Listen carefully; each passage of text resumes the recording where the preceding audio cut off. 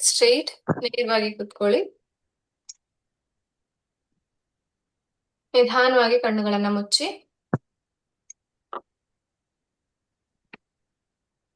Relax.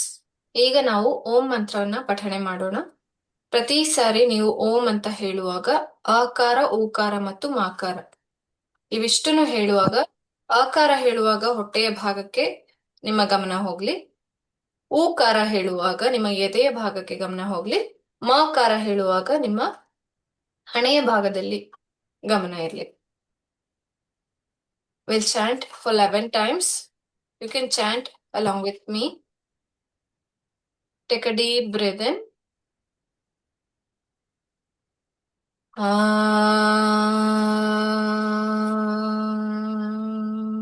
ನಮಸ್ಕಾರ.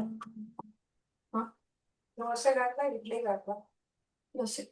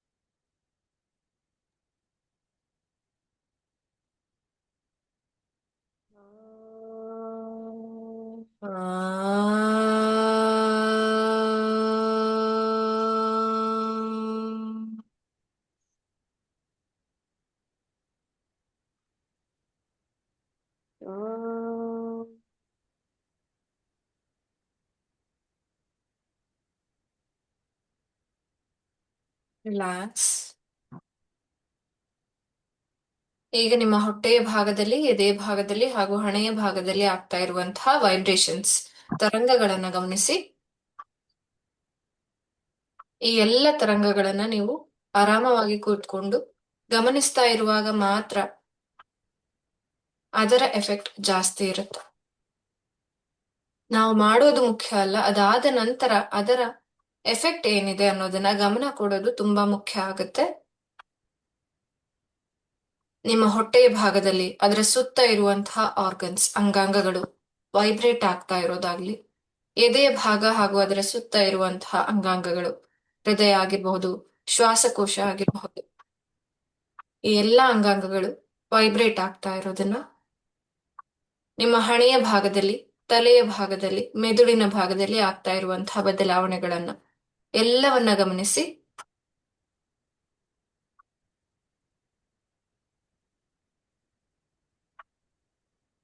Sing through the vibrations.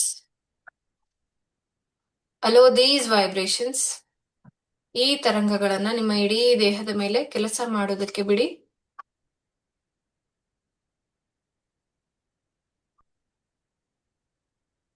ಈಗ ನಿಮ್ಮ ಥಾಟ್ಸ್, ನಿಮ್ಮ ಆಲೋಚನೆಗಳು ಯಾವ ರೀತಿ ಇದೆ ಇವತ್ತಿನ ದಿನ ಅನ್ನೋದನ್ನ ಎಲ್ಲರೂ ಗಮನ ಇಟ್ಟು ನೋಡಿ. ನಿಮ್ಮೆಲ್ಲರ ಆಲೋಚನೆಗಳು ಇವತ್ತಿನ ದಿನ ಯಾವ ಆಲೋಚನೆಗಳು ಬರ್ತಾ ಇದೆ ಅನ್ನೋದನ್ನ ಹಾಗೆ ಗಮನ ಇಟ್ಟು ನೋಡಿ.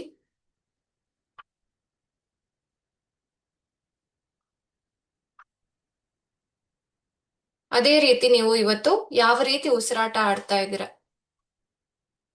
ವೇಗವಾಗಿ ಉಸಿರಾಡ್ತಾ ಇದ್ದೀರೋ ಅಥವಾ ನಿಧಾನವಾಗಿ ಉಸಿರಾಡ್ತಾ ಇದ್ದೀರೋ, ವಿತೌಟ್ ಜಡ್ಜಿಂಗ್, ಅದು ಏನೇ ಆಗಿರ್ಲಿ ಜಡ್ಜ್ ಮಾಡ್ದೇನೆ just become aware of your breath and your thoughts ಅಷ್ಟೇ.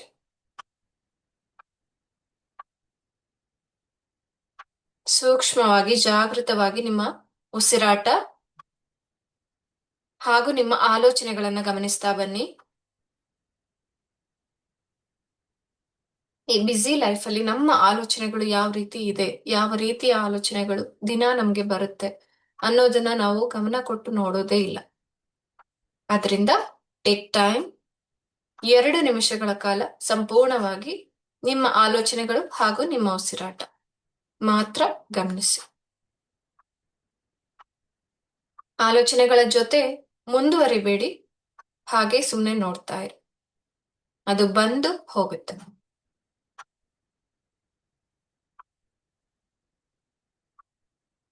ಯಾವ ಯಾವ ವಿಷಯಗಳ ಮೇಲೆ ನಿಮ್ಮ ಆಲೋಚನೆಗಳು ಇದೆ ಅನ್ನೋದನ್ನ ಹಾಗೆ ಗಮನಿಸಿ.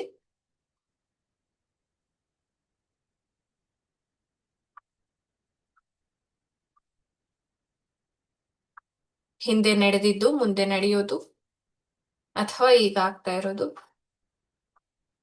ಯಾವುದರ ಮೇಲೆ ನಿಮ್ಮ ಗಮನ ಜಾಸ್ತಿ ಇದೆ, ಆಲೋಚನೆಗಳು ಜಾಸ್ತಿ ಇದೆ ಅನ್ನೋದನ್ನು ಹಾಗೆ ನೋಡಿ, ಅಬ್ಸರ್ವ್ ಮಾಡಿ. Witness your thoughts.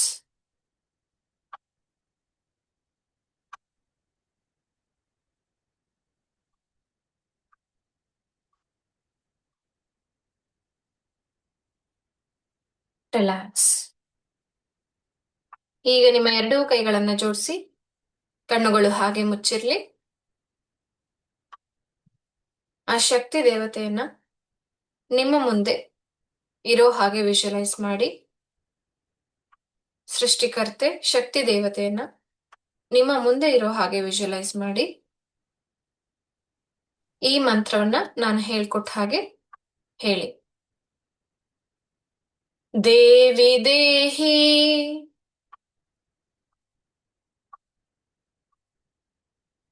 ಪರಂ ಜ್ಞಾನಂ ದೇವಿ ದೇಹಿ ಪರಂ ಸುಖಂ ಧನಂ ದೇಹಿ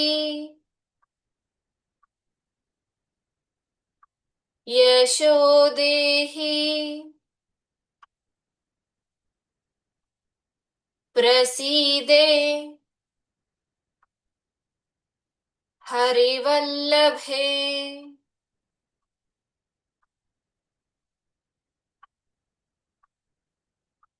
ರಿಲ್ಯಾಕ್ಸ್. ನಿಮ್ಮ ಮುಂದೆ ಇರುವಂತಹ ಶಕ್ತಿ ದೇವತೆಗೆ ಧನ, ಯಶಸ್ಸು, ಆರೋಗ್ಯ, ಆಯಸ್ಸು ಎಲ್ಲದನ್ನ ಕೊಡು ಅಂತ ಹೇಳ್ಬಿಟ್ಟು ಮನಸ್ಪೂರ್ವಕವಾಗಿ ಕೇಳ್ಕೊಳ್ಳಿ. ರಿಲ್ಯಾಕ್ಸ್. ಈಗ ನಿಮ್ಮ ದೇಹದಲ್ಲಿ ಆಗ್ತಾ ಇರುವಂತಹ ವೈಬ್ರೇಷನ್ಸ್, ನಿಮ್ಮ ಗಂಟಲಿನಲ್ಲಿ ಆಗ್ತಾ ಇರುವಂತಹ ತರಂಗಗಳನ್ನ ಗಮನಿಸಿ. ರಿಲ್ಯಾಕ್ಸ್. ಈಗ ನಿಮ್ಮ 2 ಕೈಗಳನ್ನ ತೊಡೆಯ ಮೇಲೆ ಇಟ್ಟು ನೇರವಾಗಿ ಕುತ್ಕೊಳ್ಳಿ. ನಿಮ್ಮ ಬೆನ್ನು, ಕುತ್ತಿಗೆ ಹಾಗೂ ತಲೆ ನೇರವಾಗಿರ್ಲಿ. ಅಥವಾ ನೀವು ಮಲಗಿ ಕೂಡ ಈ ಒಂದು ಮೆಡಿಟೇಷನ್ ಮಾಡಬಹುದು. ಯಾರೆಲ್ಲ ಬೆಡ್ ರೆಸ್ಟ್ ಅಲ್ಲಿ ಇದಿರೋ ಎಲ್ಲರೂ ನೀವು ಮಲಗಿ ಕೂಡ ಈ ಒಂದು ಮೆಡಿಟೇಷನ್ ನ ಮಾಡಬಹುದು. ರಿಲ್ಯಾಕ್ಸ್. Take position. ಆರಾಮವಾಗಿ ಕುತ್ಕೊಳ್ಳಿ ಅಥವಾ ಮಲ್ಕೊಳ್ಳಿ. Relax.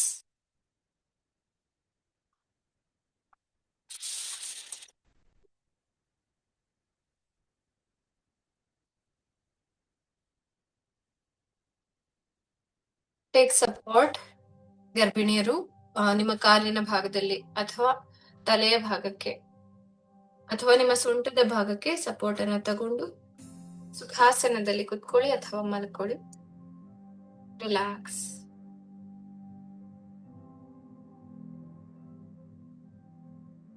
Relax your whole body. ಕಣ್ಣುಗಳು ಹಾಗೆ ಮುಚ್ಚಿರ್ಲಿ. Take a deep breath in. Breathe out. ನಿಧಾನವಾಗಿ ಉಸಿರನ್ನ ದೀರ್ಘವಾಗಿ ಒಳಗೆ ಎಳ್ಕೊಳ್ಳಿ.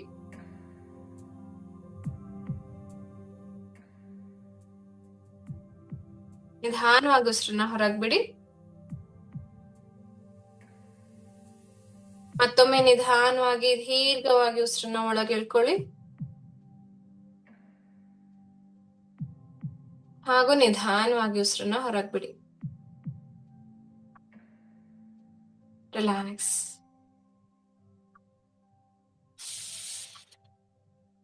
ಈಗ ನೀವೆಲ್ಲರೂ ಕೂಡ ನಿಮ್ಮ ಇಡೀ ದೇಹವನ್ನು ರಿಲ್ಯಾಕ್ಸ್ ಮಾಡ್ತಾ ಬನ್ನಿ. ನೆತ್ತಿಯ ಭಾಗ ರಿಲ್ಯಾಕ್ಸ್ ಆಗ್ಲಿ. ನಿಮ್ಮ ಹಣೆ ಭಾಗವನ್ನ ವಿಶ್ರಾಮ ಮಾಡಿ. ಎರಡು ಕಣ್ಣುಗಳನ್ನ ವಿಶ್ರಾಮ ಮಾಡಿ. ನಿಮ್ಮ ಮೂಗಿನ ಭಾಗ ರಿಲ್ಯಾಕ್ಸ್ ಆಗ್ಲಿ. ಕೆನ್ನೆಗಳು ರಿಲ್ಯಾಕ್ಸ್ ಆಗ್ಲಿ. ಮೇಲ್ತುಟಿ, ಕೆಳದುಟಿ, ಒಸಡು, ನಿಮ್ಮ ನಾಲಿಗೆ ಕೂಡ ರಿಲ್ಯಾಕ್ಸ್ ಆಗ್ಲಿ. Relax your oral cavity. ಯಾವಾಗ ನೀವು ನಿಮ್ಮ ಬಾಯಿಯನ್ನು ರಿಲ್ಯಾಕ್ಸ್ ಮಾಡ್ತಿರೋ ನಿಮ್ಮ ಗರ್ಭಾಶಯ ಕೂಡ ರಿಲ್ಯಾಕ್ಸ್ ಆಗುತ್ತೆ. They both are inter related. ಎರಡಕ್ಕೂ ಕೂಡ ಅವಿನಾಭಾವ ಸಂಬಂಧ ಇದೆ. ನೀವು ಆಡುವ ಪ್ರತಿಯೊಂದು ಮಾತಿನ ವೈಬ್ರೇಷನ್ಸ್ ಕೂಡ ನಿಮ್ಮ ಗರ್ಭಾಶಯಕ್ಕೆ ತಲುಪುತ್ತೆ. Relax your oral cavity. Facial muscles, facial organs, ಮುಖದ ಎಲ್ಲಾ ಭಾಗಗಳನ್ನ ರಿಲ್ಯಾಕ್ಸ್ ಮಾಡಿ. ನಿಮ್ಮ ಗದ್ದದ ಭಾಗವನ್ನ ರಿಲ್ಯಾಕ್ಸ್ ಮಾಡಿ. ಎರಡು ಕಿವಿಗಳನ್ನ ರಿಲ್ಯಾಕ್ಸ್ ಮಾಡಿ. ಕುತ್ತಿಗೆ ಹಿಂಭಾಗ, ಭುಜಗಳನ್ನ ರಿಲ್ಯಾಕ್ಸ್ ಮಾಡಿ. ಎದೆ ಭಾಗವನ್ನ ರಿಲ್ಯಾಕ್ಸ್ ಮಾಡಿ. ಹೊಟ್ಟೆಯ ಭಾಗ, ಹೊಟ್ಟೆಯ ಕೆಳಭಾಗ ರಿಲ್ಯಾಕ್ಸ್ ಆಗ್ಲಿ.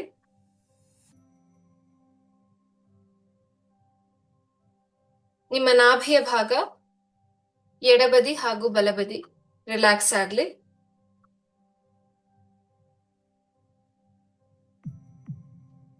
ನಿಮ್ಮ ಬೆನ್ನಿನ ಭಾಗವನ್ನು ರಿಲ್ಯಾಕ್ಸ್ ಮಾಡಿ. ಸಂಪೂರ್ಣವಾಗಿ ಕುತ್ತಿಗೆಯ ಹಿಂಭಾಗದಿಂದ ಹಿಡಿದು ಸೊಂಟದ ಕೆಳಭಾಗದವರೆಗೆ ಪೂರ್ತಿಯಾಗಿ ರಿಲ್ಯಾಕ್ಸ್ ಮಾಡಿ. ನಿಮ್ಮ ಸ್ಪೈನಲ್ ಕಾರ್ಡ್ ರಿಲ್ಯಾಕ್ಸ್ ಆಗ್ಲಿ.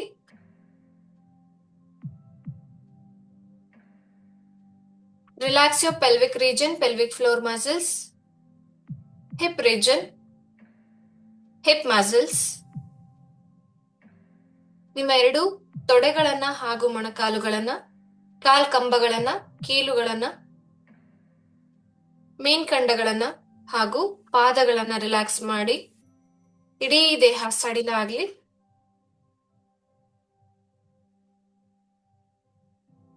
ರಿಲ್ಯಾಕ್ಸ್.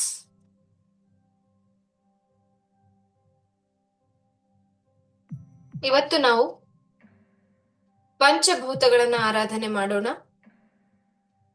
5 ಎಲಿಮೆಂಟ್ಸ್, ಪಂಚಾತ್ಮಕ. ಈ ಪಂಚಭೂತಗಳಲ್ಲಿ ಅಡಗಿರುವಂತಹ ಶಕ್ತಿಯನ್ನ ನಾವು ಗಮನ ಕೊಟ್ಟು ನಮ್ಮೊಳಗೆ ಸೇರುವಂತೆ ಮಾಡೋಣ. ರಿಲ್ಯಾಕ್ಸ್. ಅದಕ್ಕೂ ಮುಂಚೆ ಎಲ್ಲರೂ ನಿಮ್ಮ ಸುತ್ತ ಯಾವ ಯಾವ ಸೌಂಡ್ ಅಥವಾ ಯಾವ ಯಾವ ಶಬ್ದಗಳು ಕೇಳಿಸ್ತಾ ಇದೆ ಅನ್ನೋದನ್ನ ಹಾಗೆ 1 ನಿಮಿಷ ಅಬ್ಸರ್ವ್ ಮಾಡಿ. ನಿಮ್ಮ ಸುತ್ತ ಈ ಕ್ಷಣ ನಿಮ್ಮ ರೂಮ್ನಲ್ಲಿ ಅಥವಾ ಹೊರಗಡೆ ನಿಮ್ಮ ಸುತ್ತಮುತ್ತ ಯಾವ ಯಾವ ಶಬ್ದಗಳು ನಿಮ್ಮ ಕಿವಿಗೆ ಬೀಳ್ತಾ ಇದೆ. ದಿನನಿತ್ಯ ನಾವಿದನ್ನ ಅಬ್ಸರ್ವ್ ಮಾಡಲ್ಲ, ಬಟ್ ಇವಾಗ ನೀವು ಅದನ್ನೆಲ್ಲದನ್ನು ಕೂಡ ಗುರುತಿಸ್ತಾ ಹೋಗಿ. This is the mindfulness exercise and it helps. ಈಗ ಈ ಕ್ಷಣ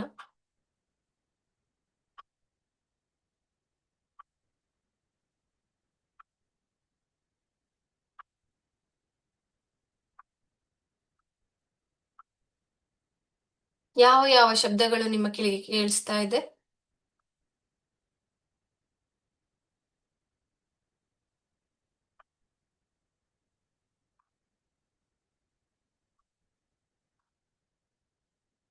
ನಿಮ್ಮ ಮನಸ್ಸನ್ನು ಸ್ಥಿರವಾಗಿ ಇಟ್ಟುಕೊಂಡು 1 ನಿಮಿಷದ ಕಾಲ ಅಬ್ಸರ್ವ್ ಮಾಡಿ.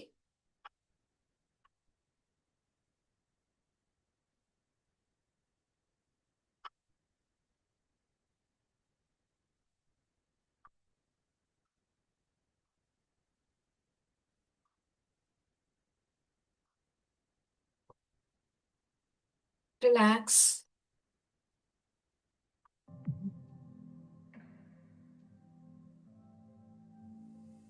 ಈಗ ನಿಮ್ಮ ಕೆನ್ನೆಗೆ ತಾಕ್ತಾ ಇರುವಂತಹ ತಣ್ಣನೆಯ ಅಥವಾ ಬೆಚ್ಚನೆಯ ಗಾಳಿಯನ್ನ ಅನುಭವ ಮಾಡಿ.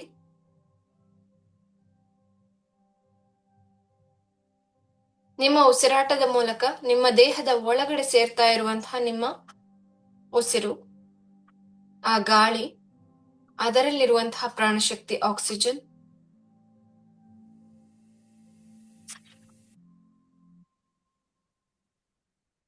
ಇದೆಲ್ಲದನ್ನ ಗಮನಿಸಿ.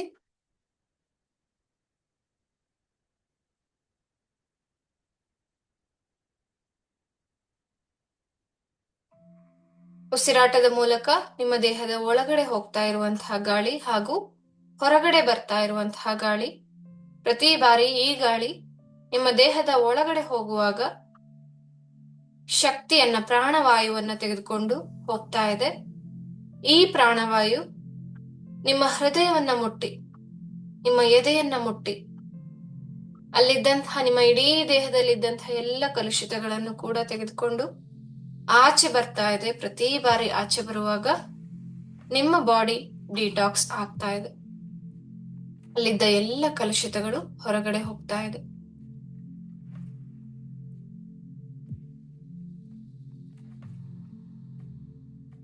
ಅದೇ ರೀತಿ ನೀರು, ನಿಮ್ಮ ಇಡೀ ದೇಹದಲ್ಲಿರುವಂತಹ ನೀರಿನ ಅಂಶ 70% ನಮ್ಮ ಇಡೀ ದೇಹದಲ್ಲಿ ನೀರಿನ ಅಂಶವೇ ಇದೆ.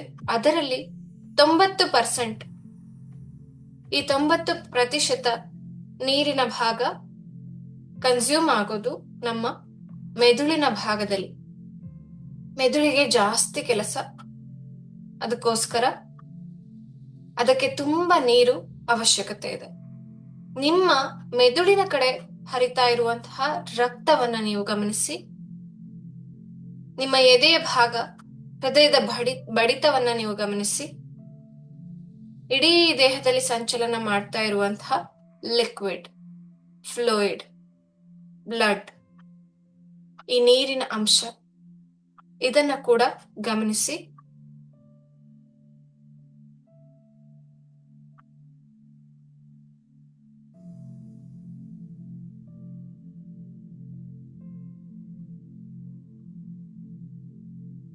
ರಿಲ್ಯಾಕ್ಸ್. ಈಗ ನಿಮ್ಮ ಇಡೀ ದೇಹದಲ್ಲಿ ಎಲ್ಲೆಲ್ಲಿ ಗಟ್ಟಿಯಾದ ಭಾಗಗಳು ನಮಗೆ ಸಿಗುತ್ತೆ, ಅರ್ತ್, ಪೃಥ್ವಿ, ಭೂಮಿಯ ಭಾಗ, ಭೂಮಿಯ ತತ್ವ ನಿಮ್ಮ ದೇಹದಲ್ಲಿ ಎಲ್ಲೆಲ್ಲಿ ಇದೆ ಅನ್ನೋದನ್ನ ಹಾಗೆ ಗಮನ ಇಟ್ಟು ನೋಡಿ. ಯಾವ ಭಾಗಗಳು ಗಟ್ಟಿಯಾಗಿ ಇರುತ್ತೋ, ನಿಮ್ಮ ದೇಹದ ಎಲ್ಲ ಅಂಗಾಂಗಗಳು,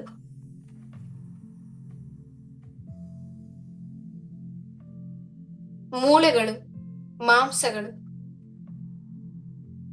ಈ ಎಲ್ಲ ಭಾಗಗಳಲ್ಲಿ ಇರುವಂತಹ ಪೃಥ್ವಿಯ ಅಂಶ, ಇದನ್ನ ಗಮನಿಸಿ.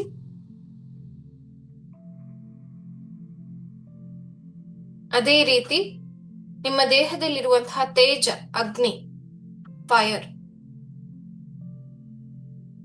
ಈ ಅಗ್ನಿಯ ಅಂಶವನ್ನ ನೀವು ಗಮನಿಸಿ. ನಿಮ್ಮ ಹೊಟ್ಟೆಯ ಭಾಗದಲ್ಲಿ ಒಂದು ಅಗ್ನಿ ಇದೆ, ಉದರದಲ್ಲಿ ಜಠರಾಗ್ನಿ, ನಿಮ್ಮ ಹೃದಯದ ಭಾಗದಲ್ಲಿ ಕೂಡ ಒಂದು ಅಗ್ನಿ ಇದೆ, ವಿಚ್ ಇಸ್ ಡ್ರೈವಿಂಗ್.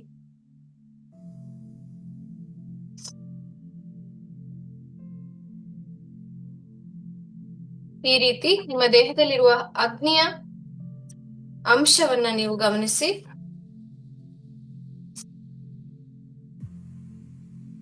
ನಿಮ್ಮ ಆತ್ಮದ ಭಾಗದಲ್ಲಿ ಕೂಡ ಒಂದು ಚಿಕ್ಕ ಅಗ್ನಿಯ ಅಂಶ ಇದೆ, ಅದನ್ನ ಕೂಡ ಗಮನಿಸಿ.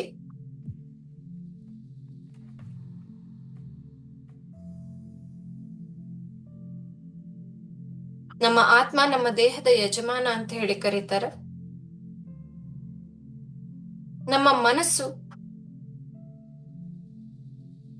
ಅದು ಹೇಳಿದ ಹಾಗೆ ಕೇಳುವಂಥದ್ದು, ಅದಕ್ಕೆ ಸರ್ವ್ ಮಾಡ್ತಾ ಇರುವಂತಹ ಒಂದು ಶಕ್ತಿ. ನಮ್ಮ ಆತ್ಮ ಹೇಳಿದ ಹಾಗೆ ನಮ್ಮ ಆತ್ಮಕ್ಕೋಸ್ಕರ ಕೆಲಸ ಮಾಡ್ತಾ ಇರುವಂತಹ ಶಕ್ತಿಯೇ ನಮ್ಮ ಮನಸ್ಸು. ಅದಕ್ಕೆ ಅದು ಯೂಸ್ ಮಾಡ್ಕೊಡ್ತಾ ಇರೋದು ನಮ್ಮ ದೇಹವನ್ನು. ಈ ಎಲ್ಲ ಜರ್ನಿ ನಮ್ಮ ಆತ್ಮದ ಪಯಣ ಆಗಿದೆ. ಅದೇ ರೀತಿ ನಮ್ಮ ಮಗು, ಎಲ್ಲರೂ ಈಗ ನಿಮ್ಮ ಹೊಟ್ಟೆಯ ಭಾಗದಲ್ಲಿ ನಿಮ್ಮ ಕೈಯನ್ನ ಇಡಿ. ನಾಭಿಯಿಂದ ಸ್ವಲ್ಪ ಕೆಳಗಡೆ ಇಲ್ಲಿರುವಂತಹ ಗರ್ಭಾಶಯ ಹಾಗೂ ಅಲ್ಲಿರುವಂತಹ ಅಂಡಾಣುಗಳನ್ನ ಅಥವಾ ಅಲ್ಲಿರುವಂತಹ ನಿಮ್ಮ ಮಗುವನ್ನ ಎಲ್ಲರೂ ಗಮನಿಸಿ. ಒಂದು ಜೀವಕೋಶದಿಂದ ಇನ್ನೊಂದು ಜೀವಕೋಶದ ಜೊತೆ ಸೇರಿ ಒಂದು ಜೀವಕ್ಕೆ ಜನ್ಮ ಕೊಡುವಂತಹ ದಿವ್ಯವಾದ ಪ್ರಕ್ರಿಯೆ ಇಲ್ಲಿ ನಡೆಯುವಂಥದ್ದು. ಇದನ್ನ ನೀವೆಲ್ಲರೂ ಕೂಡ ಪಂಚಭೂತಗಳ ಆರಾಧನೆಯಿಂದ ಸುಗಮವಾಗಿಸ್ತಾ ಇದ್ದೀರಾ. ಪಂಚಭೂತಗಳಿಗೂ ಕೂಡ ನಮನವನ್ನ ಸಲ್ಲಿಸ್ತಾ ನಿಮ್ಮ ದೇಹದಲ್ಲಿರುವಂತಹ ಪಂಚಭೂತಗಳನ್ನ ಆರಾಧನೆ ಮಾಡ್ತಾ ಆ ಶಕ್ತಿಗಳನ್ನ ನಮ್ಮ ಗರ್ಭಾಶಯಕ್ಕೆ, ಅದರ ಒಳಗಡೆ ಇರುವಂತಹ ಜೀವಕೋಶಕ್ಕೆ, ಸೃಷ್ಟಿಯ ಮೂಲ ಆಗಿರುವಂತಹ ಈ ಭಾಗಕ್ಕೆ ಕಳಿಸ್ತಾ ಇದ್ದೀರಾ. ಭೂಮಿ, ನೀರು, ಅಗ್ನಿ, ವಾಯು, ಆಕಾಶ, ಈ ಎಲ್ಲ 5 ಎಲಿಮೆಂಟ್ಸ್ ಪಂಚಭೂತಗಳನ್ನ ನೆನಪು ಮಾಡಿಕೊಂಡು ಭೂಮಿ ಅಂದ ತಕ್ಷಣ ಭೂಮಿಯ ಚಿತ್ರಣ ನಿಮಗೆ ನೆನಪಾಗ್ಲಿ. ಭೂಮಿ ತಾಯಿಯನ್ನ ನೆನಪು ಮಾಡ್ಕೊಳ್ಳಿ.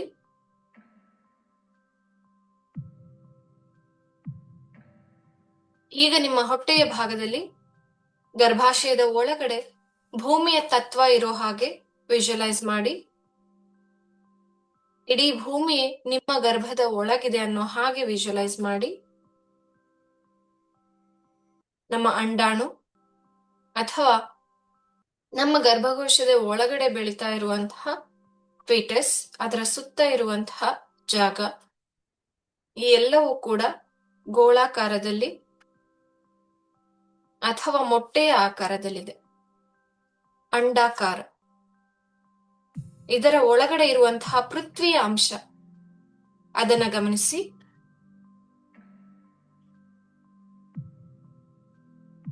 ಭೂಮಿ ತಾಯಿಯಿಂದ ನೀವು ಆಶೀರ್ವಾದವನ್ನು ಪಡೀರಿ. ತಾಯಿ ಆಗ್ಬೇಕು ಅಂತ ಪ್ರಯತ್ನ ಪಡ್ತಾ ಇರೋರು ಹಾಗೂ ತಾಯಿ ಆಗೋಕೆ ತಯಾರಾಗಿರೋರು ಎಲ್ಲರೂ ಕೂಡ ಭೂಮಿ ತಾಯಿಯಿಂದ ತಾಳ್ಮೆ, ಪ್ರೀತಿ, ಮಮತೆಯನ್ನ ಕಲಿಯೋಣ. ಈ ಭೂಮಿಯ ಆಶೀರ್ವಾದದಿಂದ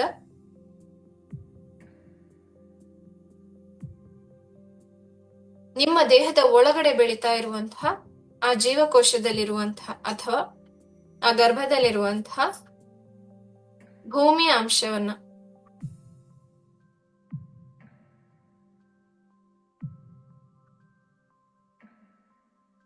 ಎಲ್ಲರೂ ಗಮನಿಸಿ.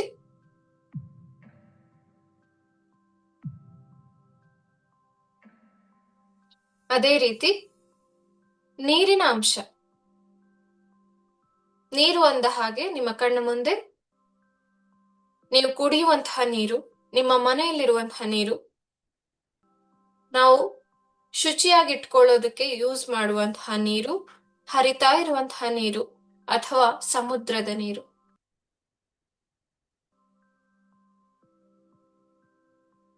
ಈ ಎಲ್ಲದನ್ನ ಹಾಗೆ ವಿಜುವಲೈಸ್ ಮಾಡಿ ಅದೇ ರೀತಿ ಅದರ ಉಪಯೋಗಗಳನ್ನ ನೆನಪು ಮಾಡ್ಕೊಳ್ಳಿ.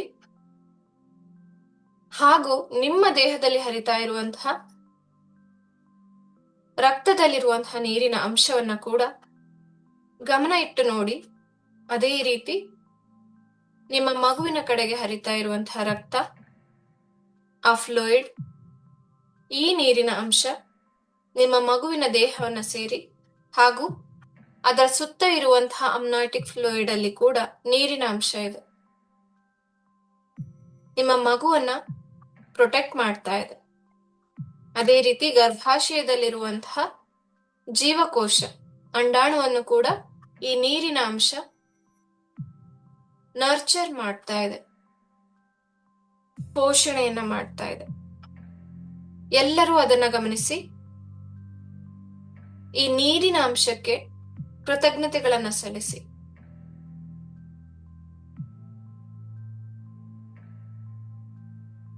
ಅದೇ ರೀತಿ ವಾಯು, ಗಾಳಿ, ನಿಮ್ಮ ಸುತ್ತ ಇರುವಂತಹ ಗಾಳಿಯನ್ನ ಫೀಲ್ ಮಾಡಿ. ತಣ್ಣನೆಯ ಗಾಳಿ, ಬೆಚ್ಚನೆಯ ಗಾಳಿ, ಪ್ರತಿ ಬಾರಿ ನೀವು ಉಸಿರಾಡ್ತಾ ಇರುವಂತಹ ಗಾಳಿ ನಿಮ್ಮ ಎದೆಯನ್ನ ತಲುಪಿ ಇಡೀ ದೇಹವನ್ನ ಸಾಕ್ತಾ ಸಲಹುತ್ತಾ ಇರುವಂತಹ ಗಾಳಿ, ವಾಯು. ಈ ಪ್ರಾಣವಾಯು ನಿಮ್ಮ ದೇಹವನ್ನ ತಲುಪಿ ಇಡೀ ದೇಹವನ್ನ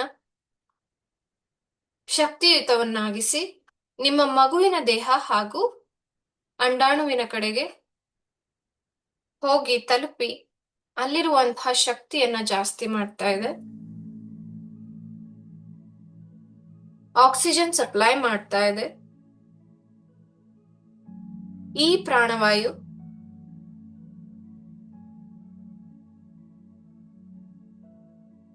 ಎಲ್ಲದಕ್ಕೂ ಕೂಡ ನಮ್ಮ ದೇಹದಲ್ಲಿರುವಂತಹ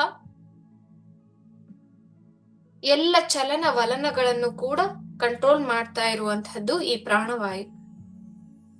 ನಾವು ತಿಂದಂತಹ ಆಹಾರ ಅದನ್ನ ಮುಂದೆ ತಳ್ಳೋದಕ್ಕೂ ಕೂಡ, ಅದು ಚಲಿಸೋ ಹಾಗೆ ಮಾಡೋದಕ್ಕೂ ಕೂಡ, ನಮ್ಮ ರಕ್ತವನ್ನ ಇಡೀ ದೇಹದಲ್ಲಿ ಚಲಿಸುವ ಹಾಗೆ ಮಾಡೋದಕ್ಕೂ ಕೂಡ ಇದೇ ವಾಯು ಬೇಕು. ಈ ವಾಯು ತತ್ವವನ್ನ ನೀವೆಲ್ಲರೂ ನೆನಪು ಮಾಡಿಕೊಂಡು ಧನ್ಯವಾದಗಳನ್ನ ಹೇಳಿ.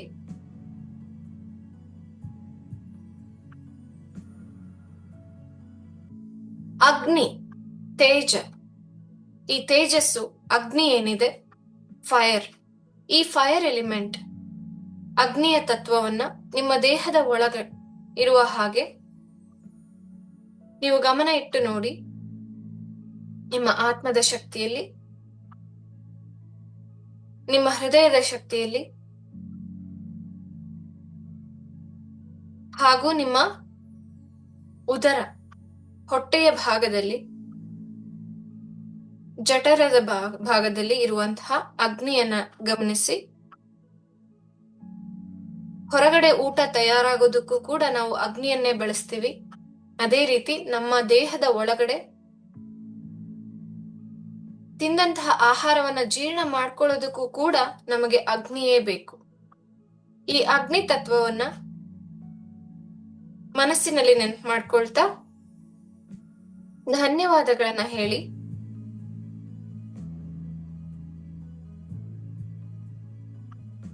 ಭೂಮಿ, ನೀರು, ಅಗ್ನಿ, ವಾಯು, ಇದೆಲ್ಲದಕ್ಕೂ ಕೃತಜ್ಞತೆಯನ್ನು ಸಲ್ಲಿಸ್ತಾ ಈಗ ಆಕಾಶ ತತ್ವ, ಸ್ಪೇಸ್ ಎಲಿಮೆಂಟ್, ನಾವೆಲ್ಲರೂ ಚಲಿಸೋದಕ್ಕೆ ಬೇಕಾಗಿರೋದು ಜಾಗ, ಸ್ಪೇಸ್. ಈ ಒಂದು ಖಾಲಿ ಜಾಗವನ್ನ ಸೃಷ್ಟಿ ಮಾಡಿರುವಂತಹ ಸ್ಪೇಸ್ ಎಲಿಮೆಂಟ್, ಆಕಾಶ ತತ್ವ, ಮೇಲೆ ಆಕಾಶ ಹಾಗೂ ನಮ್ಮ ಭೂಮಿಯ ಮೇಲೆಯೂ ಕೂಡ ಇರುವಂತಹ ಎಲ್ಲ ಖಾಲಿ ಜಾಗಗಳು, ಇದೆಲ್ಲವೂ ಕೂಡ ಆಕಾಶ ತತ್ವವೇ. ಅದೇ ರೀತಿ ಒಂದು ಅಂಗ ಇನ್ನೊಂದು ಅಂಗಗಳ ಮಧ್ಯೆ ಇರುವಂತಹ ಜಾಗ, ಇದು ಕೂಡ ಆಕಾಶ ತತ್ವ. ನಮ್ಮ ಕಣ್ಣಿನ ಭಾಗ ಬೇರೆ, ಬಾಯಿಯ ಭಾಗ ಬೇರೆ, ಕಿವಿಯ ಭಾಗ ಬೇರೆ, ಒಳಗಿನ ಅಂಗಾಂಗಗಳ ನಡುವೆ ಇರುವಂತಹ ಜಾಗ ಕೂಡ ಆಕಾಶ ತತ್ವ. ಅದೇ ರೀತಿ ನಮ್ಮ ಹಾಗೂ ನಮ್ಮ ಮಗುವಿನ ನಡುವೆ ಇರುವಂತಹ ಜಾಗ ಕೂಡ ಆಕಾಶ ತತ್ವ.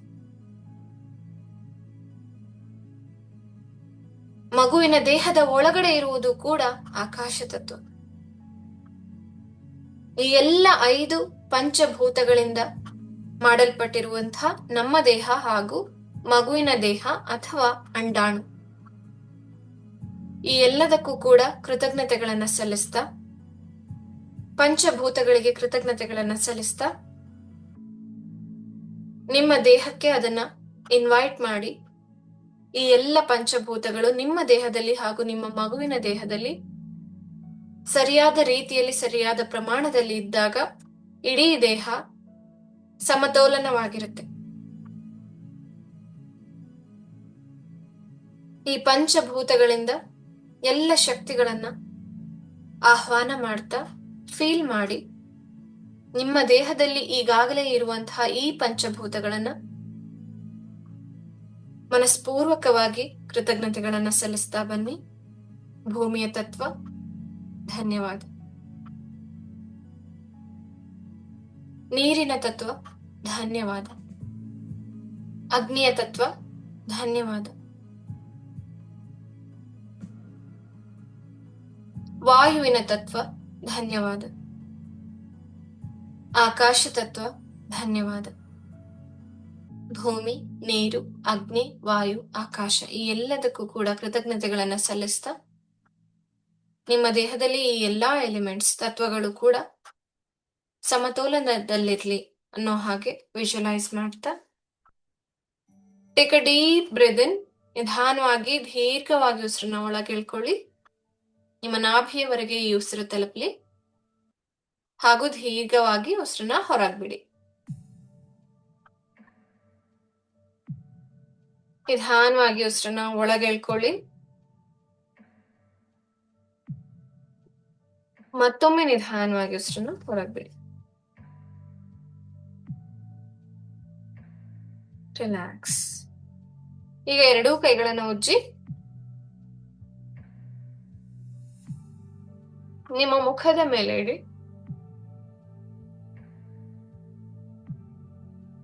ಮತ್ತೆ ಎರಡೂ ಕೈಗಳನ್ನ ಉಜ್ಜಿ ನಿಮ್ಮ ಎದೆಯ ಭಾಗದ ಮೇಲೆ ಇಡಿ. ಮತ್ತೊಮ್ಮೆ ಎರಡೂ ಕೈಗಳನ್ನ ಉಜ್ಜಿ ನಿಮ್ಮ ಹೊಟ್ಟೆಯ ಭಾಗದಲ್ಲಿ ಇಡಿ. ಗರ್ಭಾಶಯದ ಭಾಗಕ್ಕೆ ಈ ಶಕ್ತಿಯನ್ನ, ಧ್ಯಾನದ ಶಕ್ತಿಯನ್ನ ಕಳಿಸಿ. ಮತ್ತೊಮ್ಮೆ ನಿಮ್ಮ ಕೈಗಳನ್ನ ಉಜ್ಜಿ ಕಣ್ಣುಗಳ ಮೇಲೆ ಇಟ್ಟು ಧ್ಯಾನದಿಂದ ಬಂದಂತಹ ಶಕ್ತಿಯನ್ನ ನಿಮ್ಮ ಕಣ್ಣುಗಳಿಗೆ, ಮುಖಕ್ಕೆ ಕಳಿಸ್ತಾ ನಿಧಾನವಾಗಿ ಕಣ್ಣುಗಳನ್ನ ಕತ್ತಲೆಯಲ್ಲೇ ಬಿಟ್ಟು roll your eyeballs clockwise and anticlockwise. ಈಗ ಎರಡು ಕೈಗಳನ್ನ ನೋಡಿ, ಭೂಮಿ ತಾಯಿಯನ್ನ ನೋಡಿ ಆಶೀರ್ವಾದ ಪಡೆಯಿರಿ. Thank you so much. ಈಗ ನಿಮ್ಮೆಲ್ಲರ ಹತ್ರ ಪೇಪರ್ ಅಂಡ್ ಪೆನ್ ಇದ್ರೆ ಅದರಲ್ಲಿ ಒಂದು ಟಾಸ್ಕ್, ತುಂಬಾ ಚಿಕ್ಕ ಟಾಸ್ಕ್. ಎಲ್ಲರೂ ಈ ಭೂಮಿ, ನೀರು, ಅಗ್ನಿ, ವಾಯು, ಆಕಾಶ ಇದೆಲ್ಲದಕ್ಕೂ ಕೂಡ ಧನ್ಯವಾದಗಳನ್ನ ತಿಳಿಸಿ ಒಂದು ಚಿಕ್ಕ ಪ್ಯಾರಾಗ್ರಾಫ್ ಬರೀರಿ. ಇವಾಗ ನಿಮ್ಗೆ ಏನ್ ಅನ್ಸುತ್ತೋ ಅದನ್ನ ಬರೀರಿ. ಸೊ ಪಂಚಭೂತಗಳನ್ನ ಪ್ರತಿ ದಿನ, ಪ್ರತಿ ಕ್ಷಣ ನಾವು ನೆನಪು ಮಾಡ್ಕೋಬೇಕು. ಇದು ನಮ್ಮ ಸಂಸ್ಕೃತಿಯಲ್ಲೇ ಇದೆ ಅಲ್ವಾ? ಸೊ ಸೂರ್ಯ ನಮಸ್ಕಾರದಿಂದ ಹಿಡಿದು ನಾವು ಮಲ್ಗೋಕ್ ಮುಂಚೆನೂ ಕೂಡ ನಾವು ಎಲ್ಲಾ ತತ್ವಗಳನ್ನ ನೆನಪು ಮಾಡ್ಕೊಂಡು ಮಲಗ್ತೀವಿ, ಆಯ್ತಾ? ಸೊ ಅದಕ್ಕೆ ಬರಿತಾ ಹೋಗಿ.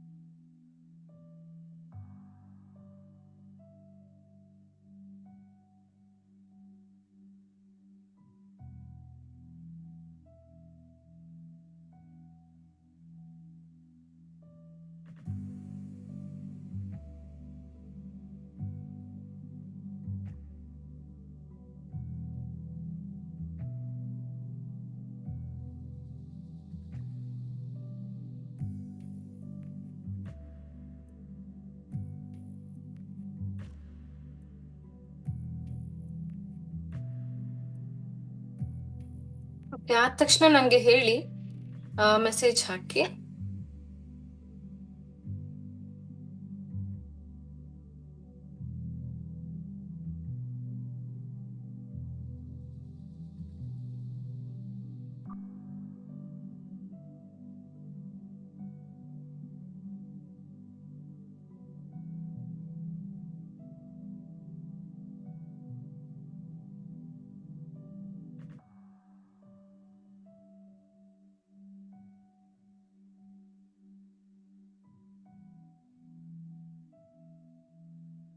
Okay, done.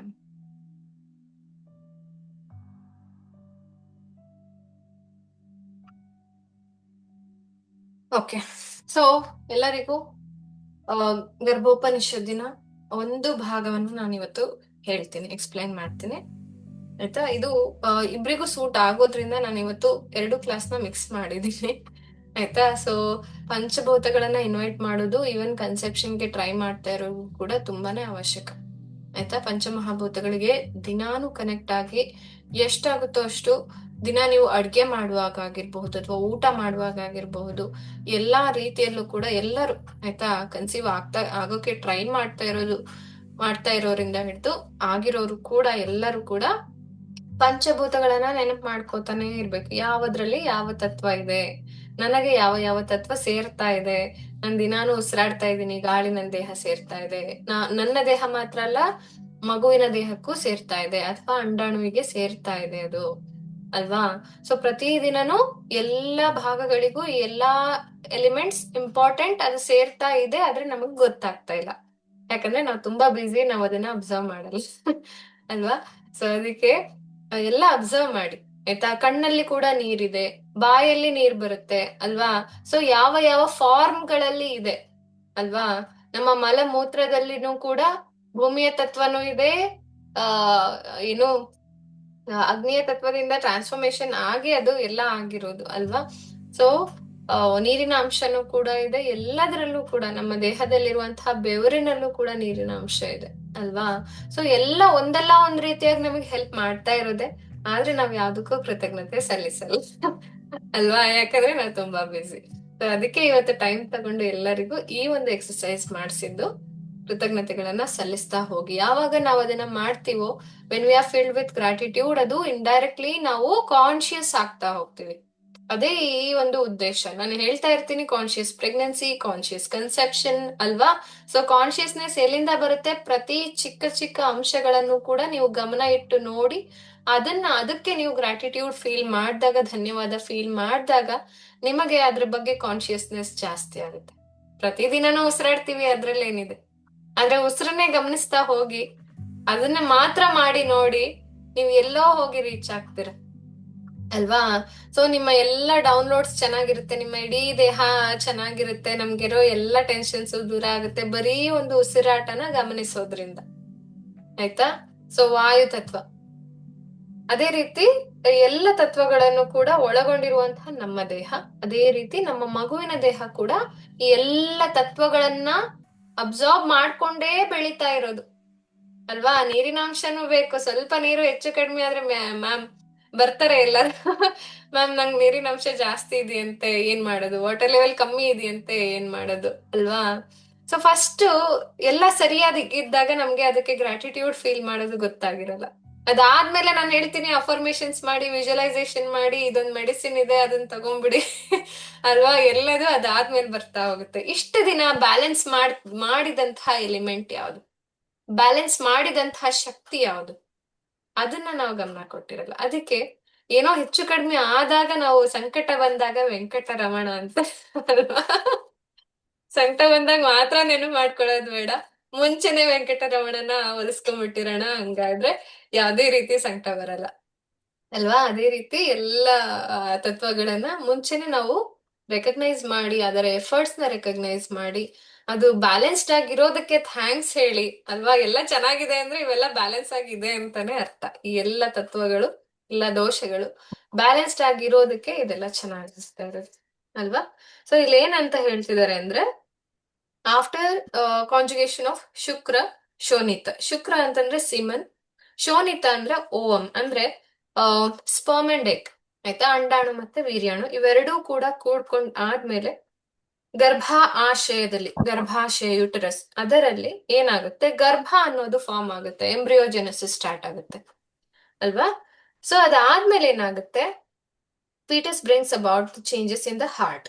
ಸೊ ಫೀಟಸ್ ಅಲ್ಲಿ ಹಾರ್ಟ್ ಅಲ್ಲಿ ಫಸ್ಟ್ ಚೇಂಜಸ್ ಆಗುತ್ತೆ ಅಲ್ವಾ. ಫಸ್ಟ್ ಹಾರ್ಟ್ ರೀಜನ್ ಏನು, ಹಾರ್ಟ್ ಆಕ್ಟಿವೇಟ್ ಆಗ್ಬೇಕು, ಹೃದಯದ ಬಡಿತ ಬಂದ್ಮೇಲೆ ನಮಗೆ ಪ್ರೆಗ್ನೆನ್ಸಿ ಕನ್ಫರ್ಮೇಶನ್ ಹೇಳ್ತಾರೆ. ಅಲ್ಲಿ ತನಕ 1 ವಾರ ಬಿಟ್ಟು ಬನ್ನಿ, 2 ವಾರ ಬಿಟ್ಟು ಬನ್ನಿ ಕಳಿಸ್ತಾರೆ. ಕಳಿಸಿದಾರೆ ಎಲ್ಲರಿಗೂ ಅಲ್ವಾ, ಹಂಗಾಗಿರುತ್ತೆ ಎಕ್ಸ್ಪೀರಿಯನ್ಸ್ ಅಲ್ವಾ. ಇನ್ನ ಇನಿಷಿಯಲ್ ಡೇಸ್ ಅಲ್ಲೇ ಪೀರಿಯಡ್ ಮಿಸ್ ಆದ ತಕ್ಷಣ ನೀವು ಹೋಗಿರ್ತೀರಾ, ಇನ್ನ 6 ವೀಕ್ಸ್ 8 ವೀಕ್ಸ್ ತನಕನೂ ನೋಡ್ತಾರೆ. ಸೊ ಅಷ್ಟು ಒಳಗಡೆ ಬರ್ಲಿ ಅಂತ ಹೇಳ್ಬಿಟ್ಟು ಬಂದ ಮೇಲೆ ಅವ್ರು ಕನ್ಫರ್ಮೇಶನ್ ಹೇಳ್ತಾರೆ, ಪ್ರೆಗ್ನೆನ್ಸಿ ಇಸ್ ಕನ್ಫರ್ಮ್ಡ್. ಆಮೇಲೆ ಯೂರಿನ್ ಟೆಸ್ಟ್, ಬ್ಲಡ್ ಟೆಸ್ಟ್, ಅದು ಇದು ಎಲ್ಲಾನು ನಡೆಯುತ್ತೆ ಅಲ್ವಾ. ಸೊ ಹಿಂಗೆ ಫಿಟಸ್ಗೆ ಯಾವಾಗ ಒಂದು ಜೀವ ಅನ್ನೋದು ಬಂದಿದೆ ಅನ್ನೋದು ನಮಗೆ ಕನ್ಫರ್ಮೇಶನ್ ಅಂದ್ರೆ ಹಾರ್ಟ್ ಬೀಟ್ ಸ್ಟಾರ್ಟ್ ಆದಾಗ. ಫಸ್ಟ್ ಏನಾಗುತ್ತೆ, ಹಾರ್ಟ್ ಅನ್ನೋದನ್ನ ಅಂತರಾಗ್ನಿ ಅಂತ ಕರೆದಿದ್ದಾರೆ ಆಯ್ತಾ. ಅಂತರಾಗ್ನಿ, ಹಾರ್ಟ್ ಅಲ್ಲಿ ಒಂದು ವೈಟಲ್ ಫೋರ್ಸ್ ಇದೆ, ಅದು ಹಾರ್ಟ್ ಬೀಟ್ ಸ್ಟಾರ್ಟ್ ಮಾಡುತ್ತೆ. ಪೂರ್ತಿ ಹಾರ್ಟ್ ಇನ್ನ ಫಾರ್ಮೇಶನ್ ಆಗಿರಲ್ಲ, ಫಸ್ಟ್ ಆ ಬಡಿತ ಸ್ಟಾರ್ಟ್ ಆಗಿರುತ್ತೆ. ಪೂರ್ತಿ ಹಾರ್ಟ್ ಡೆವಲಪ್ ಆಗಿಲ್ಲ ಮಗುದು, ಇನ್ನ ಆಗ್ತಾ ಇದೆ. ಫಸ್ಟ್ ಆ ಬಡಿತ ಹೆಂಗ್ ಬಂತದು, ಅದೇ ವೈಟಲ್ ಫೋರ್ಸ್, ಅದೇ ಮ್ಯಾಜಿಕ್. ಇಲ್ಲಿ ಎಷ್ಟೋ ವಿಷಯಗಳಿಗೆ ಮೆಡಿಕಲ್ ಸೈನ್ಸ್ ಅಲ್ಲೇನೆ ಇದಿಲ್ಲ, ಉತ್ತರ ಇಲ್ಲ. ಹೆಂಗ್ ಬಂತು, ಎಂಬ್ರಿಯೋಜೆನೆಸಿಸ್ ಹೆಂಗಾಯ್ತು, ಬ್ಲಾಸ್ಟೋಸಿಸ್ ಹೆಂಗಾಯ್ತು ಅಲ್ವಾ, ಆಗ್ತಾ ಇದೆ ಅಂತ ಗೊತ್ತಾಗ್ತಾ ಇದೆ. ಹೆಂಗಾಯ್ತು, ಯಾರು ಅದನ್ನ ಇನಿಶಿಯೇಟ್ ಮಾಡಿದ್ದು ಅಂತ ಗೊತ್ತಾಗ್ತಾ ಇಲ್ಲ. ಯಾವ ಫೋರ್ಸ್ ಅದನ್ನ ಇನಿಶಿಯೇಟ್ ಮಾಡಿದ್ದು ಅಂತ ಗೊತ್ತಾಗ್ತಾ ಇಲ್ಲ ಅಲ್ವಾ. ಸೊ ಹಂಗೆ ಹಾರ್ಟ್ ಬೀಟ್ ಸ್ಟಾರ್ಟ್ ಆಯ್ತು ಅಂತರಾಗ್ನಿಯಿಂದ. ಯಾವ್ದೋ ಒಂದು ಸೋರ್ಸ್ ಇದೆ, ಆ ಒಂದು ಸೋರ್ಸ್ ಆಫ್ ಪವರ್ ಪ್ರೊಡಕ್ಷನ್ ಅಂತರಾಗ್ನಿಯಿಂದ ಆಕ್ಟಿವೇಟ್ ಆಗಿರುವಂತಹ ಹಾರ್ಟ್ ಬೀಟ್ ಸ್ಟಾರ್ಟ್ ಆಯ್ತು ಆಯ್ತಾ. ಹಂಗೆ ನಿಧಾನವಾಗಿ ಹಾರ್ಟ್ ಕೂಡ ಮೆಚ್ಯೂರ್ ಆಗಕ್ಕೆ ಸ್ಟಾರ್ಟ್ ಆಗುತ್ತೆ. ಫಸ್ಟ್ ಹಾರ್ಟ್ ಚೆನ್ನಾಗಿ ಬಡ್ಕೊಳ್ಳೋದನ್ನ ಕಲಿಯುತ್ತೆ ಅಲ್ವಾ. ಅದಕ್ಕೆ ವೈಟಲ್ ಫೋರ್ಸ್ ಆಗಿ ಆಕ್ಟ್ ಮಾಡಿದ್ದೆ ಯಾವುದು, that vital force initiates the metabolic activity. First heart activate ಆಯ್ತು, ಪಂಪ್ ಆಗ್ತಾ ಇದೆ, ಲಬ್ ಡಬ್ ಲಬ್ ಡಬ್, ಮಗುದು ಪುಟ್ಟ ಮಗು ಆಯ್ತಾ, ಚಿಕ್ಕದು.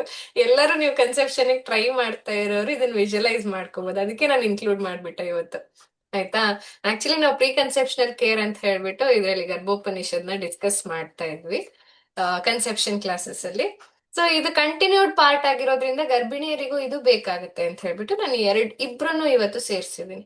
Okay, so first heartbeat start ಆಯ್ತು, ಅಲ್ಲಿಂದ ಒಂದು ವೈಟಲ್ ಫೋರ್ಸ್ ಬಂದ್ಬಿಟ್ಟು ಏನ್ ಮಾಡ್ತು, ಮೆಟಬಾಲಿಕ್ ಆಕ್ಟಿವಿಟಿ ಸ್ಟಾರ್ಟ್ ಮಾಡ್ತು ಆಯ್ತಾ. ಮೆಟಬಾಲಿಕ್ ಆಕ್ಟಿವಿಟಿ ಅಂದ್ರೆ ನಮ್ಮ ಜೀರ್ಣಕ್ರಿಯೆ ಅದೆಲ್ಲಾನು ಇರುತ್ತಲ್ವಾ, ಅದನ್ನ ನಾವು ಮೆಟಬಾಲಿಕ್ ಆಕ್ಟಿವಿಟಿ ಅಂತ ಕರಿತೀವಿ.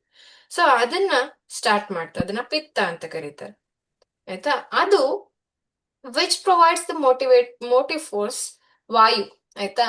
ಸೊ ಮೆಟಬಾಲಿಕ್ ಆಕ್ಟಿವಿಟಿ ಸ್ಟಾರ್ಟ್ ಆದಾಗ ಮೋಟಿವ್ ಫೋರ್ಸ್ ಸ್ಟಾರ್ಟ್ ಆಯ್ತು, ಅಂದ್ರೆ ವಾಯು. ನಾನು ಆಗ್ಲೇ ತಾನೇ ಧ್ಯಾನ ಮಾಡಿಸುವಾಗ ಹೇಳ್ದೆ, ವಾಯು ತತ್ವ ಮೂವ್ಮೆಂಟಿಗೆ ಕಾರಣ ಆಗುತ್ತೆ. ಬ್ಲಡ್ ಇದೆ, ನೀರಿನಂಶ ಇದೆ, ಬ್ಲಡ್ ಇದೆ, ಅದರಲ್ಲಿ ಸತ್ವನೂ ಇದೆ, ಏನೋ ಆಕ್ಸಿಜನ್ ಇದೆ, ಆದ್ರೆ ಮೂವ್ ಆಗ್ಬೇಕಲ್ಲ, ಎಲ್ಲ ದೇಹದ ಭಾಗಗಳಿಗೆ ತಲುಪ್ಬೇಕಲ್ವಾ. ನಮ್ಮ ಮಗು ತನಕನೂ ಹೋಗಿ ತಲುಪ್ಬೇಕಲ್ವಾ, ಅಂಡಾಣು ತನಕ ಹೋಗಿ ತಲುಪ್ಬೇಕಲ್ವಾ ಅಲ್ವಾ. ಸೊ ಅದನ್ನ ಮಾಡೋದು ಯಾರು, ವಾಯು ಆಯ್ತಾ. ಇದನ್ನ ಇನಿಶಿಯೇಟ್ ಮಾಡಿದ್ಯಾರು, ಅಗ್ನಿ. ಸೊ ಎಲ್ಲ ಇಂಟರ್ ರಿಲೇಟೆಡ್ ಅಲ್ವಾ. ಅಗ್ನಿ ಬಂತು, ವಾಯು ಬಂತು, ಸೊ ಆಮೇಲೆ ಮೂವ್ಮೆಂಟ್ ಬಂತು, ಸೊ ಅದೆಲ್ಲಾನು. That force in turn strengthens and leads the heartbeat ಆಯ್ತಾ. ಸೊ ಫಸ್ಟ್ ಒಂದು ಹಾರ್ಟ್ ಬೀಟ್ ಸ್ಟಾರ್ಟ್ ಆಯ್ತು, ಆ ಹಾರ್ಟ್ ಬೀಟ್ ಇಂದ ಮೆಟಬಾಲಿಕ್ ಆಕ್ಟಿವಿಟಿ ಸ್ಟಾರ್ಟ್ ಆಯ್ತು, ಮೆಟಬಾಲಿಕ್ ಆಕ್ಟಿವಿಟಿಯಿಂದ ವಾಯು ಆಯ್ತಾ, ಏನ್ ವೈಟಲ್ ಫೋರ್ಸ್ ವಾಯು ಮೂವ್ಮೆಂಟ್ ಸ್ಟಾರ್ಟ್ ಆಯ್ತು. ಆ ಮೂವ್ಮೆಂಟ್ ಇಂದಾನೆ ಮತ್ತೆ ಇನ್ನೊಂದು ಹಾರ್ಟ್ ಬೀಟ್, ಮತ್ತೆ ಮೂವ್ಮೆಂಟ್ ಆಗ್ಬೇಕು, ಮತ್ತೆ heartbeat, lub dub lub dub lub dub. ಪ್ರತಿ ಬಾರಿ ಹೊಡ್ಕೊಳಕ್ಕೆ ಕಾರಣ ಆಗ್ತಾ ಇರೋದು ಇದು ಎಲ್ಲಾನು ಸರ್ಕಲ್ ಅಲ್ಲಿ ಸೈಕಲ್ ಅಲ್ಲಿ ಮತ್ತೆ ಮತ್ತೆ ವರ್ಕ್ ಮಾಡ್ತಾ ಇರೋದ್ರಿಂದ, ಕಂಟಿನ್ಯೂಸ್ ಆಗಿ ವರ್ಕ್ ಮಾಡ್ತಾ ಇರೋದ್ರಿಂದನೇ ಪ್ರತಿ ಸಾರಿ ನಮ್ಮ ಹೃದಯ ಹೊಡ್ಕೋತಾ ಇದೆ ಅಲ್ವಾ. ಸೊ ಮಗು ಹಾರ್ಟ್ ಬೀಟ್ ಕೇಳಿದ್ಮೇಲೆ ಸಮಾಧಾನ ಅಲ್ವಾ. ಅದ್ ಏನಾದ್ರೂ ಆಗ್ಲಿ, ಸ್ಕ್ಯಾನಿಂಗ್ ಹೋದಾಗೆಲ್ಲ ಮಗು ಹಾರ್ಟ್ ಬೀಟ್ ಕೇಳಿದ್ಮೇಲೆ ಸಮಾಧಾನ ಅಲ್ವಾ. ಎಲ್ಲ ಸರಿಯಾಗಿದ್ಯಾ, ಹಾ ಸರಿಯಾಗಿದೆ, ಅದು ಸಮಾಧಾನ. ಹೆಂಗೆ, ಯಾವ್ದದನ್ನ ಮಾಡ್ತಾ ಇರೋದು, ಇದೇ ಎಲ್ಲ ತತ್ವಗಳು ಬ್ಯಾಲೆನ್ಸ್ಡ್ ಆಗಿ ವರ್ಕ್ ಮಾಡ್ತಾ, ಒಂದಕ್ಕೊಂದು ಹೊಂದಾಣಿಕೆಯಿಂದ ವರ್ಕ್ ಮಾಡ್ತಾ ಮಾಡ್ತಾ ಬ್ಯೂಟಿಫುಲಿ ಇದನ್ನ ಮಾಡಿರೋದು ಅಲ್ವಾ. ಸೊ ನಮ್ಮ ಹಾರ್ಟ್ ಸರಿಯಾಗಿ ಬಡ್ಕೋಬೇಕಾದ್ರೂ, ಮಗುವಿನ ಹಾರ್ಟ್ ಸರಿಯಾಗಿ ಬಡ್ಕೋಬೇಕಾದ್ರೂ ಇದೇ ಕಾರಣ ಆಯ್ತಾ. ಸೊ ಇದೇ ವೈಟಲ್ ಫೋರ್ಸ್ ಅಂತರಾಗ್ನಿ ಆಯ್ತಾ. ಓಕೆ. ಸೊ ಇದು ಏನ್ ಮಾಡುತ್ತೆ, ಫೀಟಲ್ ಹಾರ್ಟ್ ಫಂಕ್ಷನ್ ಹೇಗೆ ವರ್ಕ್ ಮಾಡುತ್ತೆ ಅನ್ನೋದನ್ನ ಹೇಳಿದೆ. ಅಂತರಾಗ್ನಿ the source of power production remains there at ಹೃದಯ. ಪಿತ್ತ ಆಕ್ಟ್ಸ್ ಲೈಕ್ ಅಗ್ನಿ. ವಾಯು ಎನರ್ಜೈಸಸ್ ಅಗ್ನಿ for non stop function of foetal heartbeat. ಅಂದ್ರೆ ವಾಯು ಅಗ್ನಿಯನ್ನ ಮತ್ತೆ ಮತ್ತೆ ಹೊತ್ತಿಸ್ತಾ ಇರುತ್ತೆ, ಹೌದಲ್ವಾ? ಒಂದ್ ದೀಪ ಇದೆ ಅಂತಂದ್ರೆ ಅದು ಬೆಳಗ್ಬೇಕು ಅಂತಂದ್ರೆ ಏನ್ ಬೇಕು? ಆಕ್ಸಿಜನ್, ವಾಯು ಬೇಕು ಅಲ್ವಾ? ಅದು ಉರಿತಾ ಇರ್ಬೇಕು, ದೀಪ ಉರಿತಾ ಇರ್ಬೇಕು ಅಂತಂದ್ರೆ ಆಕ್ಸಿಜನ್ ಬೇಕು. ನಿಮ್ಗೆಲ್ಲ ಗೊತ್ತಿರ್ಬೋದು, ಮೇ ಬಿ ಚಿಕ್ಕವರಿದ್ದಾಗ ನೀವು ನೋಡಿರ್ಬೋದು, ಇವಾಗೆಲ್ಲ ಅಲ್ಲ. ಅವಾಗೆಲ್ಲ ಗುಡಾಣ ಅಂತ ಹೇಳ್ಬಿಟ್ಟಿರ್ತಾ ಇತ್ತು. ಅಂದ್ರೆ ಆ ಏನು, ಅಂಡರ್ ಗ್ರೌಂಡ್ ಅಲ್ಲಿ ಇಲ್ಲ ಯಾವ್ದೋ ಒಂದು ಸ್ಟೋರ್ ರೂಮ್, ಅದ್ರಲ್ಲಿ ಪೂರ್ತಿ ಭತ್ತ ತುಂಬಿಸ್ಬಿಡ್ತಿದ್ರು. ಸ್ಟೋರ್ ರೂಮ್ ಅಲ್ಲಿ ಪೂರ್ತಿ ಭತ್ತ, ಚೀಲ ಚೀಲ ಅಲ್ಲ, ಸುಮ್ನೆ ಹೋಗಿ ಸುರಿತಾ ಇದ್ರು. ಪುಟ್ಟಿಲ್ ತಗೊಂಬರೋದು, ಸುರಿಯೋದು ಅಲ್ವಾ? ಅದ್ರ ತುಂಬಾ ಅದೇ ಇರ್ತಿತ್ತು. ಬೇಕಾದಾಗ ಎಷ್ಟು ಬೇಕೋ ಅಷ್ಟು ತಗೋತಾ ಇದ್ರು, ಮಾಡಿಸ್ಕೊತಾ ಇದ್ರು. ಅಲ್ಲಿ ಆಕ್ಸಿಜನ್ ಕಮ್ಮಿ, ಆಯ್ತಾ? ಸೊ ಅಲ್ಲಿ ಅದ್ರ ಒಳಗಡೆ ನಾವು ಹೋಗ್ಬೋದು, ಬರ್ತಾ ಬರ್ತಾ ಅದ್ ಪೂರ್ತಿ ರೂಮಲ್ಲಿ ತುಂಬಿಸಿರೋದು, ಬರ್ತಾ ಬರ್ತಾ ರೂಮ್ ಒಳಗಡೆ ಹೋಗಿ ತುಂಬ್ಕೊಂಡ್ ಬರ್ಬೇಕಾಗತ್ತೆ ಅಲ್ವಾ? ಅವಾಗ ಆಕ್ಸಿಜನ್ ಕಮ್ಮಿ ಇದ್ರೆ ಅಂತ ಹೇಳ್ಬಿಟ್ಟು ಏನ್ ಮಾಡ್ತಾ ಇದ್ರು, ದೀಪ ಹಚ್ಚಿ ಅಲ್ಲಿ ಒಳಗಡೆ ಫಸ್ಟ್ ಇಡ್ತಾ ಇದ್ರು. ಆಯ್ತಾ? ಅದು ಉರಿತಾ ಇದೆ ಅಂತಂದ್ರೆ ಆಕ್ಸಿಜನ್ ಇದೆ ಅಂತ. ಅಕಸ್ಮಾತ್ ದೀಪ ಉರಿತಿಲ್ಲ ಅಂದ್ರೆ ಅದು ಆಕ್ಸಿಜನ್ ಇಲ್ಲ ಅಂತ ಅಲ್ವಾ? ಇದನ್ನ ಎಷ್ಟ್ ಜನ ಮಾಡಿದೀರಾ, ನೋಡಿದೀರಾ ಅಟ್ಲೀಸ್ಟ್, ಅಥವಾ ಗೊತ್ತು? ಓಕೆ, ಸುವರ್ಣ ಅವ್ರಿಗೆ ಗೊತ್ತು, ಮೇಘ ಅವ್ರಿಗೆ ಗೊತ್ತು ಅಲ್ವಾ? ಸೊ ತುಂಬಾ ಜಾಯಿಂಟ್ ಫ್ಯಾಮಿಲಿ ಇಲ್ಲ ಅಥವಾ ನೋಡಿಲ್ಲ, ಊರ್ಗಳಿಗೆ ಜಾಸ್ತಿ ಹೋಗಿಲ್ಲ ಅಂತಂದ್ರೆ ಅವಾಗಿನ ಕಾಲದಲ್ಲಿ ಸ್ವಲ್ಪ ಗೊತ್ತಿಲ್ಲದೆ ಇರೋ ಚಾನ್ಸಸ್ ಇರುತ್ತೆ. ಥ್ಯಾಂಕ್ ಗಾಡ್ ನಂಗೆ ಚಿಕ್ಕ ವಯಸ್ಸಿದ್ದಾಗ ಅದನ್ನೆಲ್ಲ ನೋಡಿದೀನಿ, ಹಂಗಾಗಿ ನಂಗೆ ಗೊತ್ತಿದೆ. ಅಂದ್ರೆ ಅದನ್ನ ಮಾಡಿರೋ, ಎಕ್ಸ್ಪೆರಿಮೆಂಟ್ ಮಾಡಿರೋದನ್ನ ನಾವು ನೋಡಿದೀವಿ. ಇಲ್ಲ ಇದಾದ್ರೂ ನೋಡಿರ್ತೀರಾ ಸೈನ್ಸ್ ಎಕ್ಸ್ಪೆರಿಮೆಂಟ್, ಏನು ಆ, ದೀಪ ಉರಿತಾ ಇರುತ್ತೆ, ಅದಕ್ಕೆ ಏನಾದ್ರೂ ಮುಚ್ಚಿದ್ರೆ, ಗ್ಲಾಸ್ದು ಅಥವಾ ಏನಾದ್ರೂ ಮುಚ್ಚಿದ್ರೆ ಅದು ಆಫ್ ಆಗ್ಬಿಡುತ್ತೆ ಅಲ್ವಾ? ಇದಂತೂ ಎಲ್ಲರಿಗೂ ಗೊತ್ತಿರುತ್ತೆ. ಸೊ ಅದೇನು, ಯಾವಾಗ್ಲೂ ಅಗ್ನಿ ಆಕ್ಟಿವೇಟ್ ಆಗಿರ್ಬೇಕು ಅಂದ್ರೆ ವಾಯು ಬೇಕು ಅಲ್ವಾ? ಅದೇ ರೀತಿ ನಮ್ಮ ಹೃದಯ ಆಕ್ಟಿವೇಟ್ ಆಗಿರ್ಬೇಕು, ಹೃದಯಾಗ್ನಿ ಆಕ್ಟಿವೇಟ್ ಆಗಿರ್ಬೇಕು, ಮತ್ತೆ ಮತ್ತೆ ಅದು ಪಂಪ್ ಮಾಡ್ಬೇಕು ಅಂದ್ರೆ ಏನ್ ಬೇಕು? ವಾಯು ಬೇಕು, ನಾನ್ ಸ್ಟಾಪ್ ಫಂಕ್ಷನ್ಗೆ. ಓಕೆ. ಸೊ ಇವಾಗ ಫೀಟಲ್ ಡೆವಲಪ್ಮೆಂಟ್ ಹೇಗಾಗತ್ತೆ ಅಂತ ನೋಡೋಣ. ಡ್ಯೂರಿಂಗ್ ಋತುಕಾಲ್ the favourable period of conception, ಅಂದ್ರೆ ಋತುಕಾಲ ಅಂತ ಕರಿತೀವಿ ಅಲ್ವಾ? ಅದೇನೋ ಫಸ್ಟ್ 7 days ಬಿಡಿ, ಲಾಸ್ಟ್ 7 days ಬಿಡಿ ಪೀರಿಯಡ್ಸ್ ಇಂದು, ಅದ್ರ ಮಧ್ಯ ಸಿಗುವಂತ 14 days ಆರ್ 16 days ಕೆಲವೊಬ್ರಿಗೆ ಜಾಸ್ತಿ ಇರುತ್ತೆ ಅಲ್ವಾ? ಸೊ ಈ ಒಂದು ಪೀರಿಯಡ್ ನ ನಾವೇನಂತೀವಿ? ಋತುಕಾಲ ಅಂತ ಕರಿತೀವಿ. ಅದ್ರಲ್ಲೂ ಏನು, ನಮ್ಮ ಓವ್ಯುಲೇಷನ್ ಪೀರಿಯಡ್ ಇರುತ್ತಲ್ಲ, ಅದು ಎಕ್ಸಾಕ್ಟ್ ಟೈಮ್, ಆಯ್ತಾ? ಬಟ್ ಇದೆಲ್ಲಾನು ಅದ್ರ ಮಧ್ಯೆ ಇರುವಂತಹ ಎಲ್ಲ ಡೇಸ್ ಕೂಡ ಫರ್ಟೈಲ್ ಡೇಸ್ ಅಲ್ವಾ? ಸೊ ಆ ಡೇಸ್ ಅಲ್ಲಿ ಟ್ರೈ ಮಾಡಿದಾಗ ತುಂಬಾನೇ ಈಸಿಯಾಗಿ ಕನ್ಸೆಪ್ಷನ್ ಆಗೋ ಚಾನ್ಸಸ್ ಇರುತ್ತೆ. So after sexual intercourse the fertilised ovum forms ಕಲಲ, ಆಯ್ತಾ? ಸೊ ಇಂಟರ್ಕೋರ್ಸ್ ಆದ್ಮೇಲೆ ಅಂಡಾಣು ವೀರ್ಯಾಣು ಎರಡು ಸೇರ್ಕೊಂಡ್ಮೇಲೆ ಏನಾಗುತ್ತೆ, ಈ ಒಂದು ಬ್ಲಾಸ್ಟೋಸಿಸ್ ಏನು ಎಂಬ್ರಿಯೋಜೆನೆಸಿಸ್ ಸ್ಟಾರ್ಟ್ ಆಗುತ್ತಲ್ವಾ, ಗರ್ಭ ಆಶಯದಲ್ಲಿ ಗರ್ಭ ಅನ್ನೋದು ಫಾರ್ಮ್ ಆಗುತ್ತಲ್ಲ, ಅವಾಗ ಅದನ್ನ ಕಲಲ ಅಂತ ಕರೀತಾರೆ, ಆಯ್ತಾ? ಸೊ ಇದು ಗರ್ಭೋಪನಿಷತ್ತಿನ ಪ್ರಕಾರ, ಆಯ್ತಾ? ಕಲಲ ಅಂತ ಕರೀತಾರೆ. ಇದು ಆಯುರ್ವೇದದಲ್ಲೂ ಕೂಡ ಇದನ್ನ ಹೀಗೆ ಅನ್ನೋದು. ಅಂದ್ರೆ ಒಂದು ನೈಟ್ ಅಲ್ಲಿ ಅದು, ಅಂದ್ರೆ ವಿತಿನ್ 24 hours ಅಲ್ಲಿ ಅಷ್ಟಾಗಿರುತ್ತೆ. ಒಂದು ಜೀವಕೋಶ, ಇನ್ನೊಂದು ಜೀವಕೋಶ ಎರಡು ಸೇರ್ಬಿಟ್ಟು ಒಂದೇ ಜೀವಕೋಶ ಸದ್ಯಕ್ಕೆ, ಆಯ್ತಾ? ಅದಾದ್ಮೇಲೆ ಮತ್ತೆ ಡಿವಿಷನ್ ಸ್ಟಾರ್ಟ್ ಆಗೋದು, ಸೆಲ್ ಡಿವಿಷನ್. ಬಟ್ ಅಷ್ಟ್ರ ಒಳಗಡೆ ಕಲಲ ಅಂತ ಕರೀತಾರಲ್ಲ, ಅದ್ರ ಒಳಗಡೆ ನಾನು ಹೇಳಿದೀನಿ 23 ಕ್ರೋಮೋಸೋಮ್ಸ್ ಅಮ್ಮನಿಂದ, 23 ಕ್ರೋಮೋಸೋಮ್ಸ್ ತಂದೆಯಿಂದ, ಈ ಎರಡೂ ಕೂಡ ಸೇರಿಕೊಂಡು 46 ಕ್ರೋಮೋಸೋಮ್ಸ್ ಆಗಿ ಎಲ್ಲ ಇಡೀ ಮಗುವಿನ ಬ್ಲೂ ಪ್ರಿಂಟ್ ರೆಡಿ ಆಗುವಂತಹ ಸಮಯ, ಆಯ್ತಾ? ಸೊ ಎಲ್ಲ ಮಗುವಿನ ಸ್ಟೇಟ್ ಆಫ್ ಮೈಂಡ್ ಇಂದ ಹಿಡಿದು ಮುಂದೆ ಏನೇನು ಕ್ಯಾರೆಕ್ಟರ್ಸ್ ಡಾಮಿನೇಟ್ ಆಗ್ಬೇಕು, ಯಾವ್ದು ಸಪ್ರೆಸ್ ಆಗ್ಬೇಕು, ಎಲ್ಲ ಡಿಸೈಡ್ ಆಗಿದ್ದು ಇಲ್ಲೇನೆ. ಅಮ್ಮನ್ ತರ ಇರ್ಬೇಕಾ, ಅಪ್ಪನ್ ತರ ಇರ್ಬೇಕಾ, ಪ್ಲೆಸೆಂಟ ಯಾವ್ದಾಗ್ಬೇಕು, ಕಾರ್ಡ್ ಯಾವ್ದಾಗ ಆಗ್ಬೇಕು, ಮಗುವಿನ ದೇಹ ಯಾವ್ದಾಗ್ಬೇಕು, ಒಳಗಿನ ಅಂಗಾಂಗ ಯಾವ್ದಾಗ್ಬೇಕು, ಎಲ್ಲ ಡಿಸೈಡ್ ಆಯ್ತು 24 ಗಂಟೆ ಒಳಗಡೆ. ಇದು ಕಲಲ, ಆಯ್ತಾ? ಈ ಸ್ಟೇಟ್ ನ ಕಲಲ ಅಂತ ಕರೀತಾರೆ, ಆಯ್ತಾ? After 7 days the matter of conception appears like ಬುದ್ಬುದ, ಆಯ್ತಾ? ಬುದ್ಬುದ ಅಂತ ಕರೀತಾರೆ. ಇದೇನಂದ್ರೆ ವೆಸಿಕಲ್, ಆಯ್ತಾ? ಬುದ್ಬುದ ಅಂತಂದ್ರೆ ಅದು ಒಂಥರ ಒಂದು ಸಣ್ಣ ಪಾತ್ರೆ ತರ, ಅಥವಾ ಹಿಂಗೆ ಸೆಲ್ ಡಿವಿಷನ್ ಆಗಿ ಆಗಿ ಅದೊಂಥರ ಮೇಲ್ಗಡೆ ಸರ್ಫೇಸ್ ಒಂದೇ ಸಾಫ್ಟ್ ಆಗಿರಲ್ಲ, ಆಯ್ತಾ? ರಫ್ ಆಗಿರುತ್ತೆ, ಆಯ್ತಾ, ಬೋಲ್ ಬೋಲ್ ಬೋಲ್ ಬೋಲ್ ಬೋಲ್ ಬೋಲ್ ತರ ಕಾಣಿಸ್ತಾ ಇರುತ್ತೆ ಹಂಗ್ ನೋಡಿದ್ರೆ.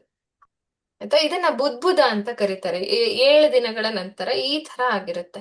ಆಯ್ತಾ, ಅಲ್ಲಿ ಏನಾಗಿರುತ್ತೆ, ಸೆಲ್ ಡಿವಿಷನ್ ಆಗಿರುತ್ತೆ, ಎಲ್ಲ ಡಿಸೈಡ್ ಮಾಡ್ತಾ ಇರುತ್ತೆ ಇನ್ನ. ಆಯ್ತಾ, ಮತ್ತೆ ಏನ್ ಮಾಡುತ್ತೆ ಅದ್ ಬಂದು ಇಂಪ್ಲಾಂಟೇಶನ್ ಆಗುತ್ತೆ, ಗರ್ಭಾಶಯದ ಗೋಡೆಗಳಲ್ಲಿ ಕುತ್ಕೊಳ್ಳುತ್ತೆ. After a fortnight it becomes like ಪಿಂಡ. ಆಯ್ತಾ, ಸೊ 7 days, 8th ಡೇನಲ್ಲಿ ಏನಾಗುತ್ತೆ, ಅದು ಪಿಂಡ ಅಂತ ಕರೀತಾರೆ ಅದನ್ನ. ಆಯ್ತಾ, ಸೊ ಆ ರೀತಿ ಆಗುತ್ತೆ. ಮೊನ್ನೆ ಯಾರೋ ಹೇಳ್ತಾ ಇದ್ರು, ಬ್ರಹ್ಮಾಂಡದ ರೀತಿಯಲ್ಲೇ ಪಿಂಡಾಂಡ ಇರೋದು ಅಂತ ಹೇಳ್ಬಿಟ್ಟು. ಆಯ್ತಾ, ಸೊ ಬ್ರಹ್ಮಾಂಡವನ್ನ ಅರ್ಥ ಮಾಡ್ಕೋಬೇಕು ಅಂತಂದ್ರೆ ನಮ್ಮ ಒಳಗಡೆ ಇರುವಂತಹ ಪಿಂಡಾಂಡವನ್ನ ಅರ್ಥ ಮಾಡ್ಕೋಬೇಕು ಅದಕ್ಕೆ, ಅಲ್ವಾ. ಸೊ ಏನಾಗಿರುತ್ತೆ, ಸ್ಪಿರಾಯ್ಡ್ ಶೇಪ್ ಅಲ್ಲಿ ಇರುತ್ತೆ. ಆಯ್ತಾ, ಸ್ಪಿರಾಯ್ಡ್ ಮಾಸ್ ಅಂತ ಕರೀತಾರೆ ಇದನ್ನ, ಪಿಂಡ. ಆಮೇಲೆ 1 ಮಂತ್ ಆದ್ಮೇಲೆ, ಆಯ್ತಾ, 1 ತಿಂಗಳ ಆದ್ಮೇಲೆ ಅದನ್ನ ಏನಂತ ಕರೀತಾರೆ ಅಂತಂದ್ರೆ ಕಠಿಣ, ಅಂದ್ರೆ ಸಾಲಿಡಿಫಿಕೇಶನ್ ಆಗುತ್ತೆ. ಇಲ್ಲಿ ತನಕ ತುಂಬಾ ಮೃದುವಾಗಿತ್ತು, ಅದ್ರೊಳಗೆ ಬೋನ್ಸ್ ಇಲ್ಲ, ಟಿಶ್ಯೂ ಏನೂ ಇಲ್ಲ, ಜಾಸ್ತಿ ಮಸಲ್ಸ್ ಇಲ್ಲ, ಏನಿಲ್ಲ. ಆಯ್ತಾ, ಸೊ ಇಲ್ಲಿ ತನಕ ಏನಂತ ಕರಿತಿದ್ವಿ, ಬುದ್ಬುದ ಆಯ್ತು, ಆಮೇಲೆ ಪಿಂಡ ಆಯ್ತು. ಇವಾಗ ಅದೊಂಥರ ಸ್ಪೆರಿಕಲ್ ಶೇಪ್ ಅಲ್ಲಿ ಬಂದಿದೆ.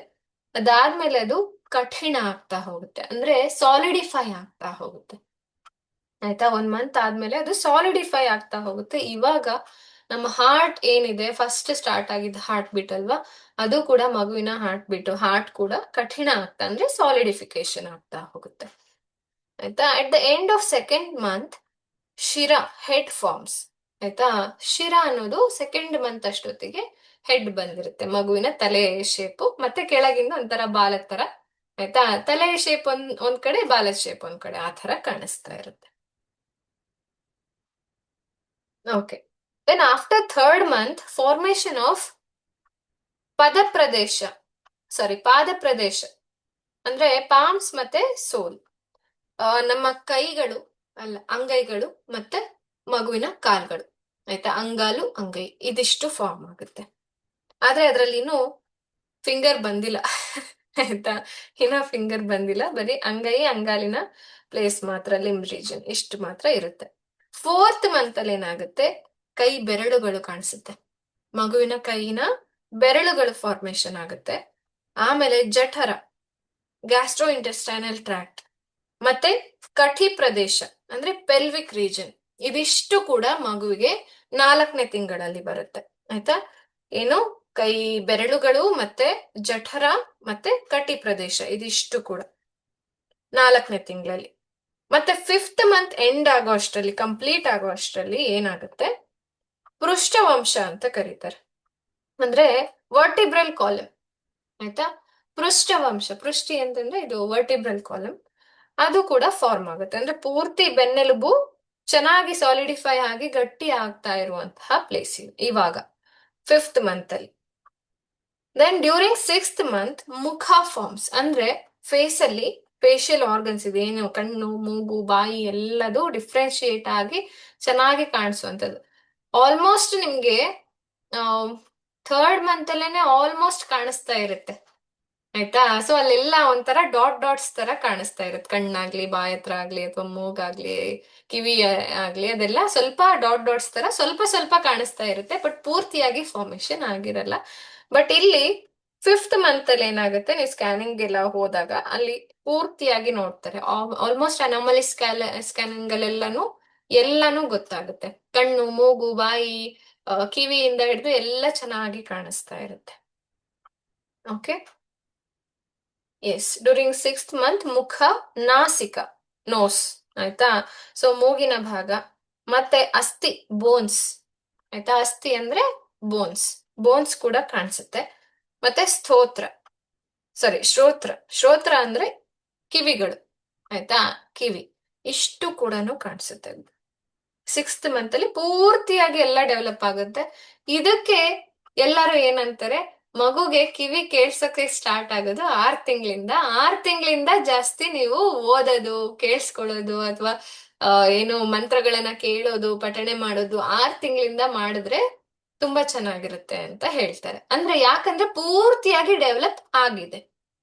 ಆದ್ರೆ ನಾವ್ ಹೇಳೋದೇನಂದ್ರೆ ಗರ್ಭ ಸಂಸ್ಕಾರ ಅಂತಂದ್ರೆ ಇಟ್ ಸ್ಟಾರ್ಟ್ಸ್ ಫ್ರಮ್ ಬಿಗಿನಿಂಗ್. ಯಾವಾಗ ನಿಮ್ ಮಗು ಬೇಕಂತ ಡಿಸೈಡ್ ಮಾಡ್ತೀರೋ ಅವಾಗಿಂದಾನೇ ಸ್ಟಾರ್ಟ್ ಮಾಡ್ಕೋಬೇಕು.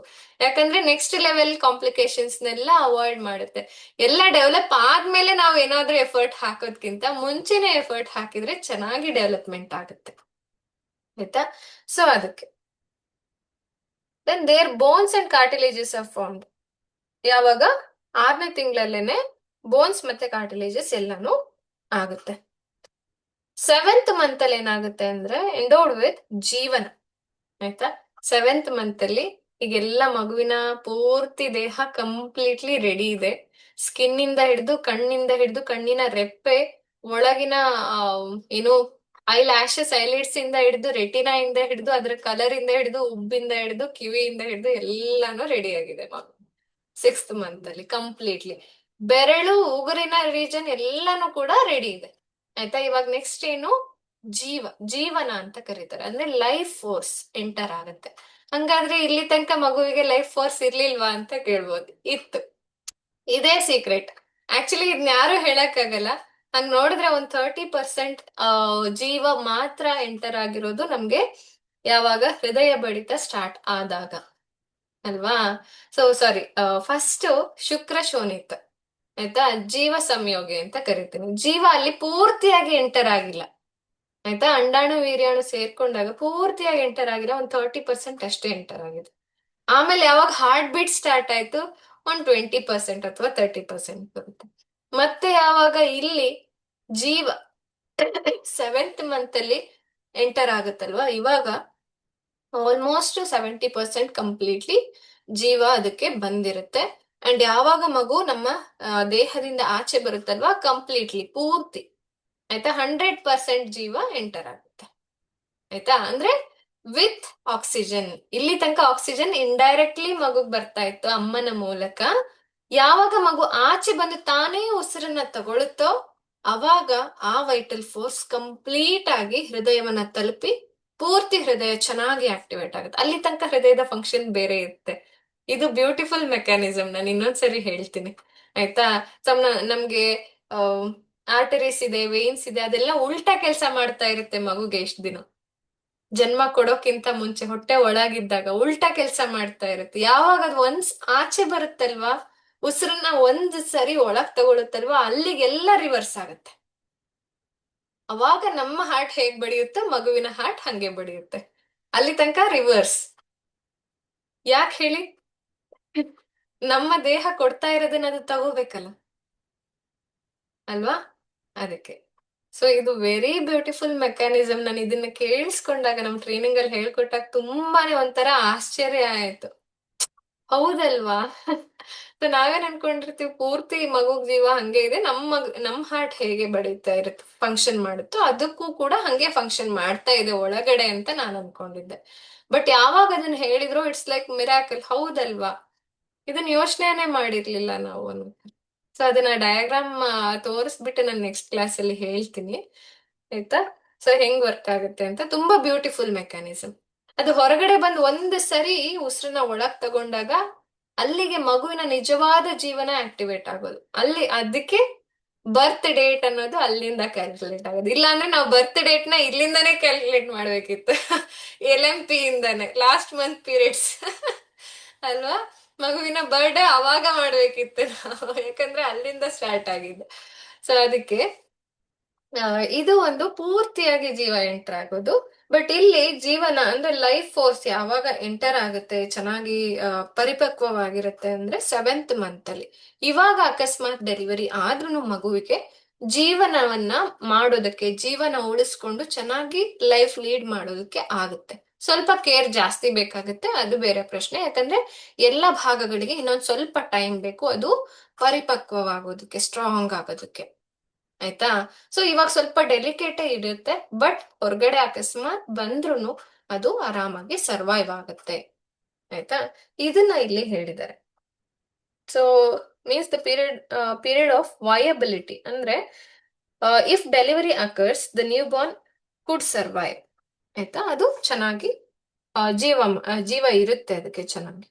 And at the end of 8th month development of foetus takes place in all the aspects. ಆಯ್ತಾ. 8th ಮಂತ್ ಅಲ್ಲಿ ಏನಾಗುತ್ತೆ, ಇಲ್ಲಿ ತನಕ ಮತ್ತೆ ಎಲ್ಲದು ಬಂದ್ಬಿಟ್ಟಿದೆ. ಬಟ್ ಇಲ್ಲಿಂದ ಮುಂದೆ ಎಲ್ಲಾನು ಪೂರ್ತಿಯಾಗಿ ಡೆವಲಪ್ ಆಗಕ್ ಸ್ಟಾರ್ಟ್ ಆಗುತ್ತೆ. ಆಯ್ತಾ. 9th month complete 9 month full term ತನಕನು ಮಗುಗೆ ಇದೇ ಆಗೋದು. ಪೂರ್ತಿಗೆ ಎಷ್ಟು ದಿನ ಹೊಟ್ಟೆ ಒಳಗಿರುತ್ತೋ ಅಷ್ಟು ಚೆನ್ನಾಗಿ ಮಗು ನರಿಶ್ ಆಗ್ತಾ ಇರುತ್ತೆ, ಸೇಫ್ ಆಗಿರುತ್ತೆ. ಆಯ್ತಾ. ಸೊ ಅದಕ್ಕೆ ಎಷ್ಟಾಗುತ್ತೋ ಅಷ್ಟು ದಿನಗಳ ಕಾಲ ಚೆನ್ನಾಗಿ ಎಂಜಾಯ್ ಮಾಡಿ ಪ್ರೆಗ್ನೆನ್ಸಿ. ಓಕೆ. ಸೊ ಇಷ್ಟು ಕಾನ್ಸೆಪ್ಟ್ ಇತ್ತು ಇವತ್ತು.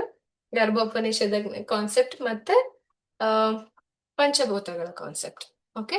How they are interlinked. Okay. I hope ಎಲ್ಲರಿಗೂ ಒಳ್ಳೆ ಇನ್ಫಾರ್ಮೇಶನ್ ಸಿಕ್ಕಿದೆ ಅಂತ ಹೇಳ್ಬಿಟ್ಟು. And thank you so much for joining. ಯಾರಾದ್ರೂ ಏನಾದ್ರೂ ಮಾತಾಡೋದಿದ್ರೆ ಮಾತಾಡ್ಬೋದು. ಬಿಕಾಸ್ ನಮ್ಮ ಕನ್ಸೆಪ್ಷನ್ ಬ್ಯಾಚ್ ಲಾಸ್ಟ್ ಬ್ಯಾಚ್ ಮುಗಿತಾ ಇದೆ. ಆಲ್ಮೋಸ್ಟ್ 3 months ಆಗಿದೆ ಅವ್ರದ್ದು. Thank you ma'am, thank you so much. ಚೆನ್ನಾಗಿತ್ತು ಮೆಡಿಟೇಷನ್, ಚೆನ್ನಾಗಿತ್ತು, ತುಂಬಾ ಚೆನ್ನಾಗಾಯ್ತು. Thank you so much. Okay, thank you. Okay. And ಎಲ್ಲರೂ ಇವಾಗ the time for blessings. Okay. ಎಲ್ಲರೂ ಪ್ರೆಗ್ನೆಂಟ್ ಮದರ್ ಇರೋರು, ಪ್ಲಾನಿಂಗ್ ಅವರು ಪ್ರೆಗ್ನೆಂಟ್ ಇರೋರ್ಗೆ ಎಲ್ಲರೂ ಒಬ್ಬರಿಗೊಬ್ಬರು ಎಲ್ಲರೂ ಬ್ಲೆಸ್ ಮಾಡಿ ಎಲ್ಲರಿಗೂ ಚೆನ್ನಾಗಾಗ್ಲಿ. ಆಯ್ತಾ. ಸೊ ಎಷ್ಟೋ ಜನ ಡೆಲಿವರಿ ಹತ್ತತ್ರನೂ ಇದ್ದಾರೆ. 8th ಮಂತ್ ಆಗಿದೆ, ಸೀಮಂತ ಎಲ್ಲ ಆಗಿದೆ, ಕೆಲವೊಬ್ರು ಪ್ರಿಪ್ರೇಷನ್ ಮಾಡ್ಕೊತಾ ಇದ್ದಾರೆ. ಸೊ ಹಂಗೆ ಎಲ್ಲರೂ ಒಂದೊಂದ್ ಸ್ಟೇಜ್ ಅಲ್ಲಿ ಇರೋರು ಇದ್ದೀರಾ ಇಲ್ಲಿ.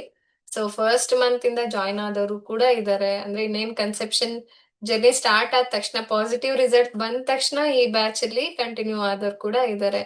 ಅಂಡ್ ಪಾಸಿಟಿವ್ ರಿಸಲ್ಟ್ಸ್ ಗೆ ವೇಟ್ ಮಾಡ್ತಾ ಇರೋರು ಕೂಡ ಕನ್ಸೆಪ್ಷನ್ ಬ್ಯಾಚ್ ಅಲ್ಲಿ ಇದ್ದಾರೆ. ಸೊ ಎಲ್ಲರಿಗೂ ಎಲ್ಲರೂ ಒಳ್ಳೇದಾಗ್ಲಿ ಅಂತ ಹೇಳ್ಬಿಟ್ಟು ಕೇಳ್ಕೊಳ್ಳೋಣ. ಒಂದು 2 minutes ಎಲ್ಲರೂ ಕಣ್ಮುಚ್ಕೊಳ್ಳಿ. ರಿಲ್ಯಾಕ್ಸ್. ತಾಯಿ ಆಗ್ಬೇಕು ಅನ್ಕೊಂಡಿರೋರು ಮತ್ತೆ ತಾಯಿ ಆಗ್ತಾ ಇರೋರು, ಗರ್ಭಿಣಿಯರು, ನೀವೆಲ್ಲರಿಗೂ ಕೂಡ ತುಂಬಾ ಒಳ್ಳೆಯ ಮನಸ್ಸಿದೆ. ಆ ಒಳ್ಳೆಯ ಮನಸ್ಸಿನಿಂದ ಎಲ್ಲರೂ ಒಬ್ಬರಿಗೊಬ್ಬರು ವಿಶ್ ಮಾಡ್ತಾ ಬನ್ನಿ, ಬ್ಲೆಸ್ ಮಾಡ್ತಾ ಬನ್ನಿ.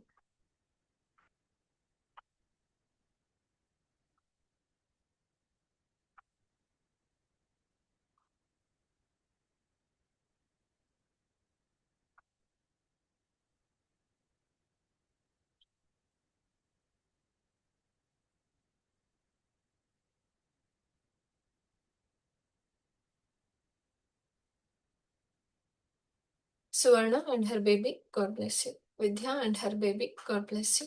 Rajeshwari and her baby, God bless you. Megha and her baby, God bless you. Jyoti and her baby, God bless you. Netra and her baby, God bless you. Anvika and her baby, God bless you. Rakshita and her baby, God bless you. ಎಲ್ಲರಿಗೂ ಒಳ್ಳೇದಾಗ್ಲಿ.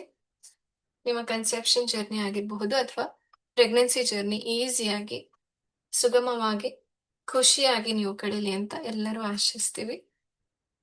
ಅದೇ ರೀತಿ ಉತ್ತಮ ಜೀವಗಳಿಗೆ ಜನ್ಮ ಕೊಡುವಂತಹ journey, delivery process ಕೂಡ smoother ಆಗಿದ್ದು, ಒಳ್ಳೆ ಆರೋಗ್ಯವಂತ ಮಕ್ಕಳು, ತುಂಬಾ ಸಂಸ್ಕೃತಿ ಇರುವಂತಹ ಮಕ್ಕಳು ನಿಮ್ಮೆಲ್ಲರಿಗೂ ಸಿಗ್ಲಿ ಅಂತ ಎಲ್ಲರೂ ಒಬ್ಬರಿಗೊಬ್ರು ಹಾರೈಸಿ. Thank you so much.